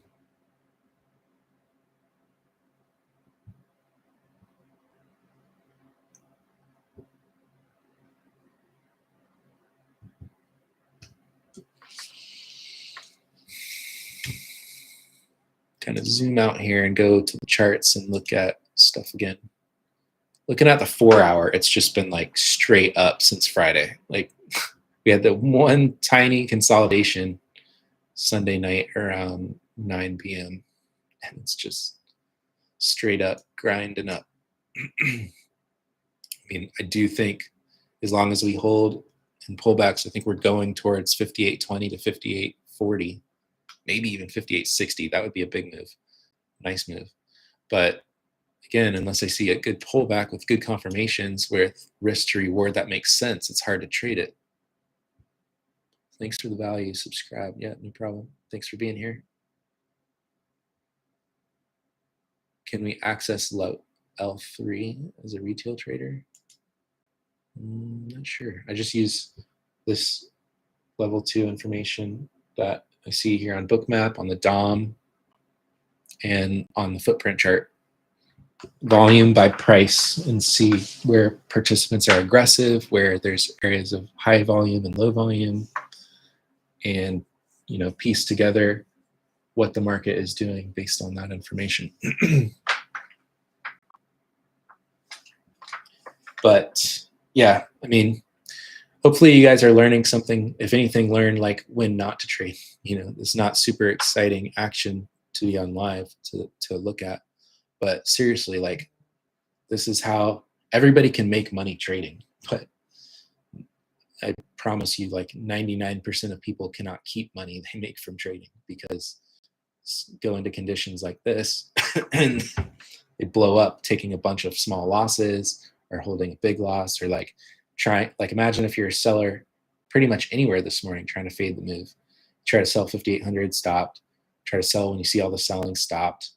You know what I mean? If you try it, I guess you could be a buyer almost anywhere today because it's just grinding straight up, but that doesn't happen the majority of the time. So like, equally as important of anything is knowing like when to be patient and when to not trade and wait for your opportunity based on setups that you've defined, you've tested, you have data around, and you execute that, even if it means less trades or just being patient and sitting out on a day, on a morning like this, because I don't want to say day yet, because maybe we'll see a great setup later. But that's what happens sometimes. There's not, if you're hunting for trades and you're hunting for action, it's gonna hurt your account. Just got to let it come to you, let it develop when it makes sense. When you see a repeatable setup that makes sense with the conditions and the context of the market, it all comes together, and then you can make a couple $1,000s in a few minutes. But if you don't stay consistent with that, and then you start executing random trades in less than ideal conditions just because you want to keep trading, you're not going to keep the money that you make in trading. It's just how it goes.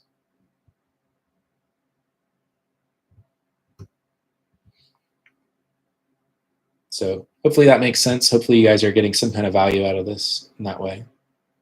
And believe me, like, I want to take a trade. I want to like show you guys like taking a trade, but I'm not going to force a trade, and I'm not going to take a trade that's outside of my system.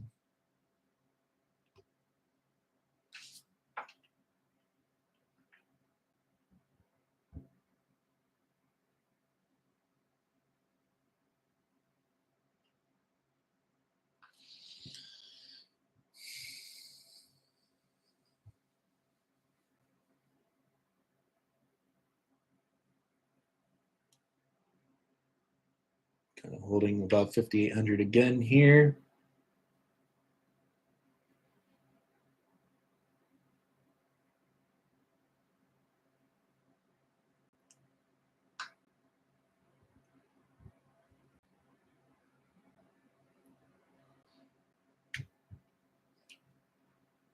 Let me know if anybody has any questions or anything you want me to go over while we're kind of just watching the market kind of chop slowly around.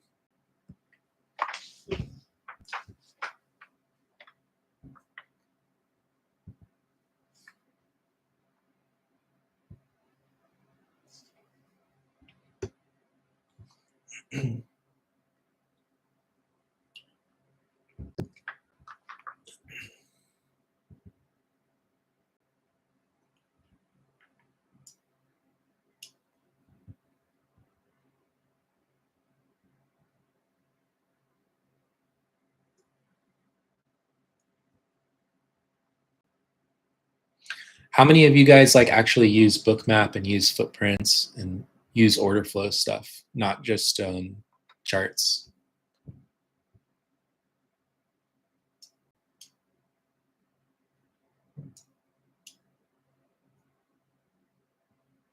Use Bookmap.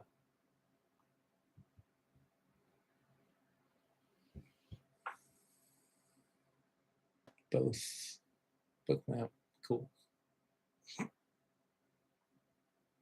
Just footprint. Okay. Footprint on Trade I used that for a long time too. Same template as Carmine. Oh, yeah. TPO and Bookmap. Nice.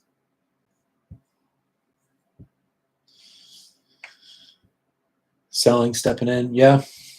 We've seen that before today and it's gone nowhere. So we'll see what happens this time. But yeah, we are starting to see some selling.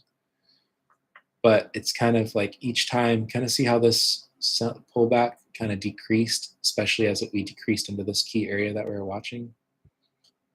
We'll see if that same thing happens and it kind of trails down, or if it speeds up and we actually get continuation. If it kind of speeds up and we get continuation back under the 90s, then that'd be interesting to watch to see if maybe we start to see a pullback now into a lower key level, and if buyers step in there. Sometimes it takes a nice good pullback like that to kind of get volatility sped up, and then we see, you know, sellers get trapped if buyers start stepping in strong, or if all the buyers start getting screwed and start stopping out. Right now, nobody's really in pain. You know, we're just kind of grinding one direction. You know, sellers might have taken some small losses, but it's like just kind of grinding. So nobody's getting screwed. We're just kind of slowly moving kind of in this area. And so you want to see volatility pick up a little bit more, start getting some people off sides, then we can start getting some momentum up and down. Especially if we get it at a key area, and that's where we can look to take a trade.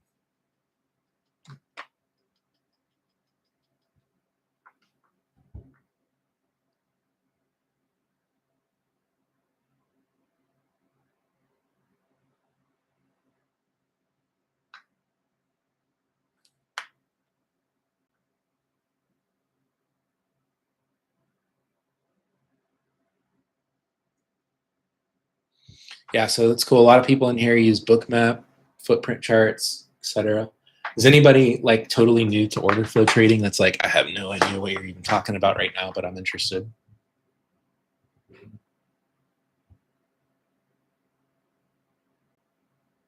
Same thing, kind of a smaller pullback that's still holding this 58.02 right here, double bottoming out. But it's like, even when we do this, I don't see much that I like to normally enter on. And then we're kind of getting this sharp bounce now, but it's not like kind of large buying. It's kind of difficult to trade this morning, to be honest with you guys. CVD is going down a lot while price is holding up. Yeah, that's exactly what's going on. It's like some selling is stepping in here and there, but it can just barely pull back a couple points. And then we don't really see super large buying step in, but it just kind of grinds higher. And it's like kind of tough to trade that, even if you have the direction.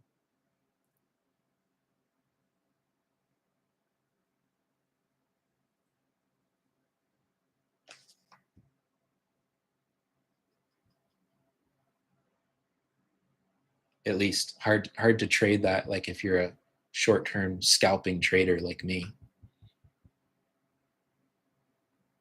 SPY 574. Let's check out. I don't ever look at SPY, but I do look at SPX because the levels just line up a little better with the ES. SPX, big gap up, and just the same thing, just straight up. Straight up. But you can kind of see, and it's interesting looking at the candle chart here. I'll throw this. Do you guys want to see something different? See on the candle chart, or do you want to just keep seeing Bookmap?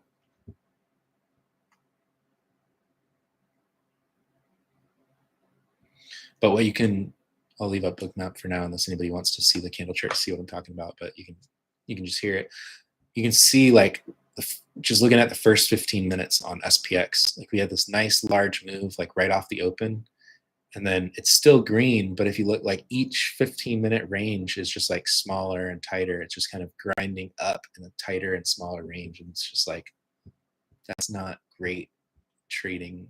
That's not great scalping conditions. So that.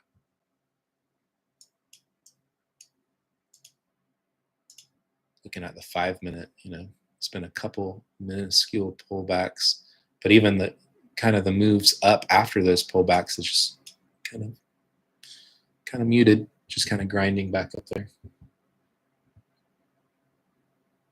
It's like the market's waiting for something. Let's see if we have any news.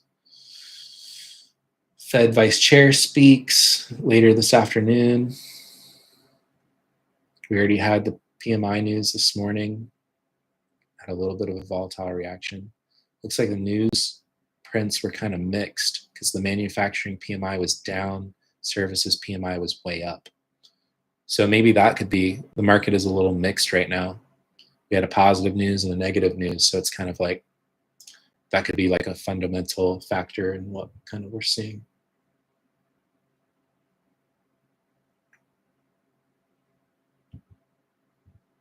Yeah, I don't like the current price ranges either. I don't really love this price action. So that's why I'm just staying patient. We are getting another nice drop now into that area. Again, 5,800.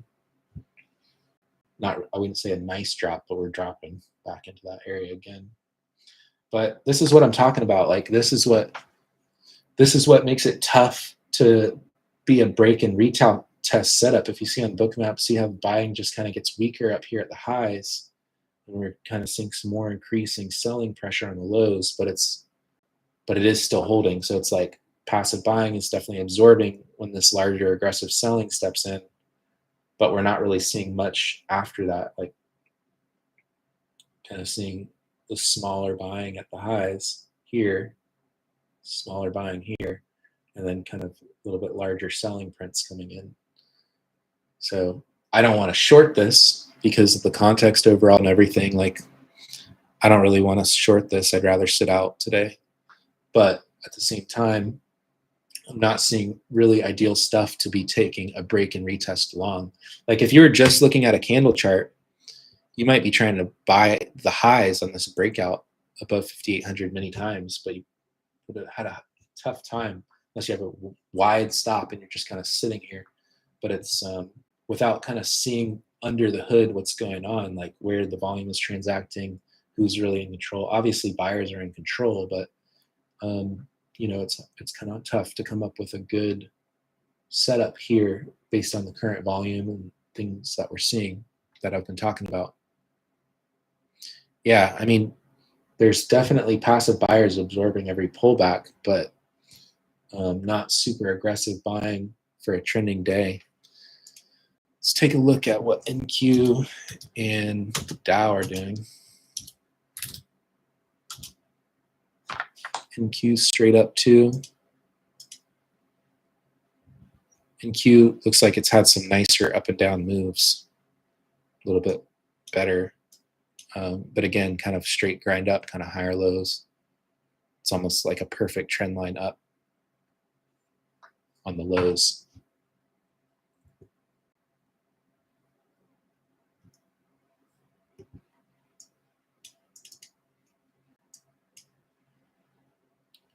It's almost like it just needs a pullback, a good sized pullback, because we gapped up so much overnight. We traded straight up overnight, or we gapped up on Sunday night, and then the overnight trading, Asia and London, just kind of traded straight up.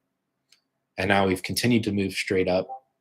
So it's like we need a sharp pullback to kind of maybe trap sellers, see if test buyers if they really are strong, you know what I mean? But right now it's just kind of low volatility and just kind of going up, but it's not really great necessarily scalping trading conditions.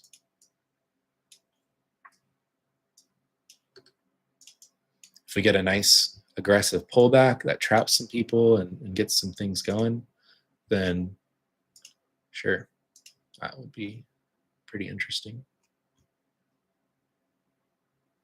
Especially like I said earlier, we have the opening range that's developed now. So that's pretty strong buying. That's probably the strongest and best move of the day is like that first 15, 30 minutes. And you can see that pre-market swing high got blown wide open. And then that's a nice strong buying area that if we got a really good pullback, that could mean something. Let's zoom out on Bookmap I'm talking about. So I'm showing you guys. So you had this nice, pre-market consolidation, dipped, took out all the stop losses below that, and we've just rallied straight up. So this, like what we talked about this morning, is like around 58.90, and we've never come back down there. And then we kind of moved that higher when this pullback held, and we said, okay, if 96, 97 can hold, it did, but didn't really see good confirmations to take it. So if we spark up some volatility and come back down here, sharp pullbacks that kind of increase momentum, get some traders off sides. If sellers get trapped and stuff, then that could look better. Yes, looks like there are no strong buyers currently. Yeah, just kind of, buyers are in control. The market is moving up, but it's just a little hard to trade it because it's just kind of grinding up and not really good volatility or anything to take it. So it may be that we're going into kind of another adjustment. We kind of had to go through an adjustment period the beginning of this month when volatility went so high. And now FOMC rate decision is passed, NFP news is passed. So those kind of unknown factors, and really the fear of the unknown is what can really drive a lot of high volatility. And we're seeing really aggressive swings in the market. But now that's kind of subsided. So we could be going through another adjustment where we see back to kind of a lower, or I guess you could say more normal volatility environment, slower moves. VX is all the way back down to 18. It's been pretty much steadily downtrending ever since it peaked to those highs above 25. Just kind of steadily downtrending. Shorts above 25 on VX would have paid, but despite how much VX has come off, ES hasn't really rallied all that much. Like, I feel like it could definitely pop a lot more significantly, but definitely need to see some good pullbacks and stuff to really get things amped up.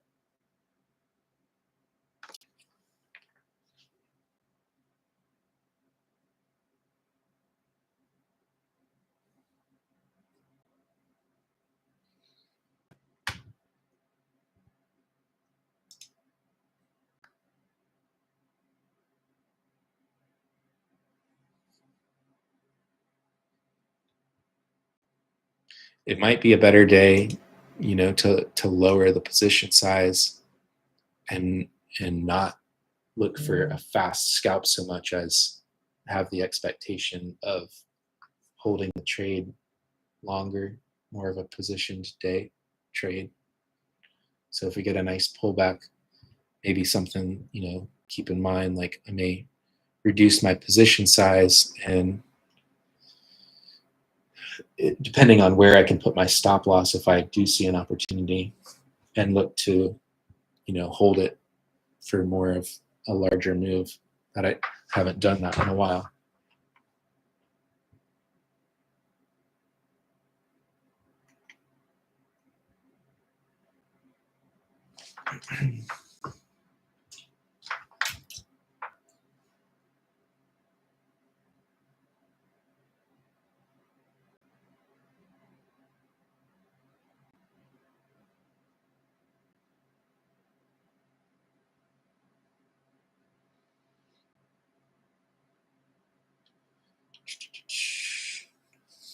Anybody got questions or anything I want to go over? Just checking. I posted the Instagram live on there. If anybody missed it and wanted to kind of go back and see what we talked about this morning, you can see it on there. Still moving up. Every tiny pullback just gets squeezed. But again, you can kind of see what I'm talking about here, like kind of the weaker buying, and we did see larger selling, but it kind of got smaller as we pulled back right here. 02, which was that kind of key level, but it's like if I took a long at 02, I'd probably want to stop under like here at like 95. So unless I took it like here at excuse me, you know, but in this moment right here, even looking at this and looking at the footprint chart, not a great buy, honestly, but I mean, it's just squeezing higher. So we'll see how this goes.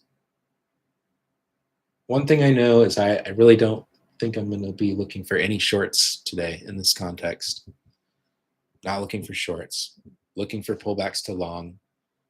This thing is starting to speed up again here a little bit. Now we're seeing some larger size. But, you know, I want to see some speed and some momentum and some larger size. And then I want to see, you know, a quick, sharp pullback to get long. And this just kind of grind lower. Yeah, it worked. But like, at what point do you get in, and at what point do you put a stop loss? So I'd like to see, we are picking up some nice momentum here. This could be good if we get a pullback that continues to trap sellers. You know, that could be something to look for. We're still holding above 5,800, especially this kind of 5,802 area. That's kind of become a kind of an area to watch here, which was kind of a swing high here, and now it's holding here, so 5,802. But when it's just kind of grinding lower and then kind of just shoots up the lower volume, it's kind of tough to trap. But if we speed up, volume stay higher, getting this pullback, and some larger trading the bid, hitting the ask, then I've become interested. But we're still moving towards that 5820, 5840 area. All that whole range is like the prior highs before that large drop. If you look at the daily chart on the candle chart, you can see pretty much we broke down under 5,800 pretty hard, came back and retested it up to around 5810, 5813, which is like right where we're trading at now. That last retest at this level here had a huge drop. So if we can continue to consolidate above 5,800 and not get a big sell reaction from this 5810, 5813 area, you know, pullbacks, trap sellers are still valid to target that day prior swing high area from 5840 to 5820. But I got to see some good momentum, some good volatility start to pick up, and, you know, see good entry confirmations to take the trade. It's got to be an area where it makes sense for me as far as risk versus reward. You know, if I'm targeting 5820s, you know, I could risk 5 or 6 points. If we get a nice pullback, I'll reduce size a bit, because normally I'm at full size if I can risk like 2 or 3 points. So just focus on what works for you and don't stray from that. But you do have to adapt to the conditions a little bit. It seems like the conditions are changing again from what we've seen for the last 4 weeks, 3 or 4 weeks.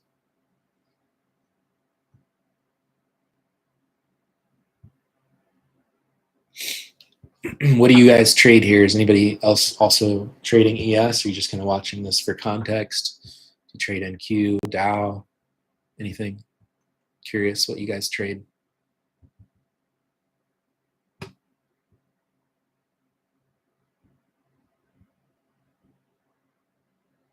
Got it, 801. Nice. Yeah, I mean, that was a good entry there. I mean, it just was tough because it just kind of slowly grind down, but you can kind of see the absorption there. That's a nice entry, 801. I guess you could stop under like maybe 97. It makes sense. It's a good entry. I'm still waiting to only ES or SPY. Okay. ES. Saw reloading on the DOM.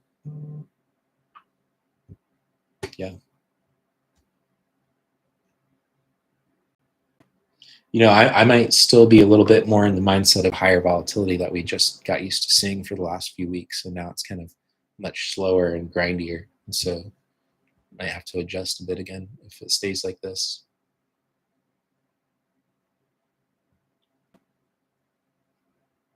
But I mean, just look at this. Like all day since the open, we had, even if the very top and the very low here, like 803 to 97, you had a 6-point pullback.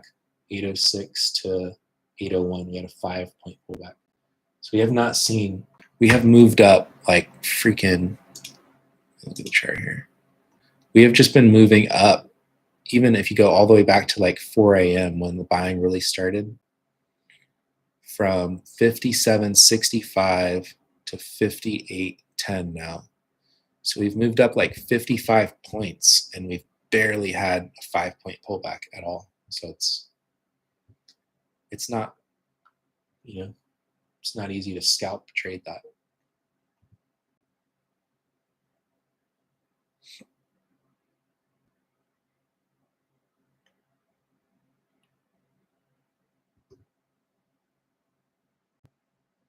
Yeah, you can see, and especially like excluding the overnight price action, kind of based here.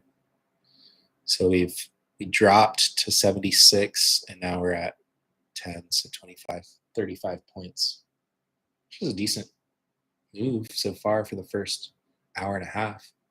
I've seen days where ES literally just consolidates in like a 10 or 15-point range all day long. So we've already moved up 35 points after that opening dip. But we have not pulled back more than 5 or 6 points, and that only happened twice. And when it did do those pullbacks, wasn't seeing the greatest signs and conditions to execute a trade on it. So kind of puts me in a place where I just sit here taking no trades. So this is an excellent documentation on when to take no trades.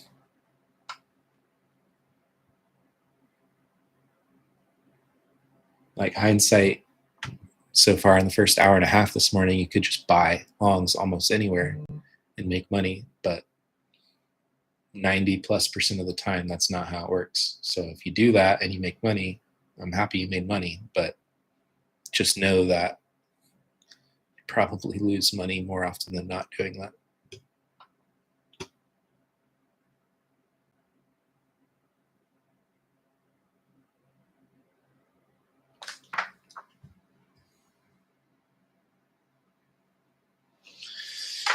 All right, guys. Said I was going to be done at 10, gave an extra hour here. So probably going to wrap it up here in a couple minutes. Really haven't seen much today. If another trade does happen today and I do take it, I will post a recap. Win or loss, I'll show the recap. Just for everyone's awareness that sat through here and kind of painfully watched this live stream that was very lackluster price action. It is what it is sometimes. But hopefully you guys got some value out of this. Hopefully you learned something. And if anything, just learned this is what actually trading looks like, guys. Like trading actually looks like just sitting and being patient to execute your setups that are high quality 90% of the time. And when I post a reel like on Instagram, oh, I just made $2,000, $3,000, $4,000. Well, yeah, that's great. But a lot of times that comes with thousands and thousands of hours of learning and thousands of hours of just being patient and only taking that action 10% of the time when context aligns, when you see your confirmations on your repeatable setups. That's how you make money in trading. Where did you get that box? I mean, analysis? On Bookmap? So yeah, this is the box I just drew that we kind of broke out here above this 93 level, and we saw some stronger buying above it. This was kind of an area of lower volume where kind of moved up aggressively. We kind of consolidated here, and we moved up aggressively and kind of left an area of lower volume with higher buying above. So this is an area to watch for buying. And we did drop into it, and it would have been a perfect long, but I just didn't take it. I even called out specifically like 97 as the level that I was looking to buy. We dipped a little bit under it, but I just didn't take it because I didn't see the greatest confirmations at the time. The market was just kind of slowly grinding lower, and we were seeing larger selling prints, and then we were seeing kind of weaker buying at the highs. So I just wasn't seeing the confirmations like this. Literally, the only setup that I called out this morning worked out perfectly. Like long around 97, it worked out perfectly. I just didn't trade it because I didn't see the greatest confirmations for it. Would have been a nice trade all the way up, to the even if you even if you took it in 97s with the stop under, this box 93s, so 4 or 5 points up to, 03 to 10, I guess, all the way up there. Like it's a 2-hour trade. I just didn't see the right conditions and the right confirmations that I like to see to trade it, so I didn't take it. But hopefully it helps you guys kind of going through this, and just if nothing else, just seeing when to stay patient, not take a trade, and when to look for a good trade. But I'm going to wrap it up here. I'm going to go get some more water. I'm out of water, and I'm starting to lose my voice now because I don't do live streams all the time. But I'll do this again, get on a more regular cadence of just kind of sharing analysis with you guys, and maybe doing a little bit of live so you guys can learn and everything.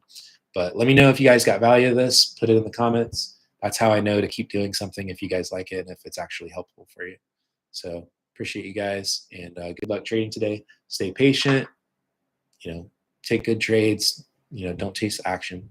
But appreciate you guys. Yeah, do more. 100%. All right. Thanks, guys. Peace.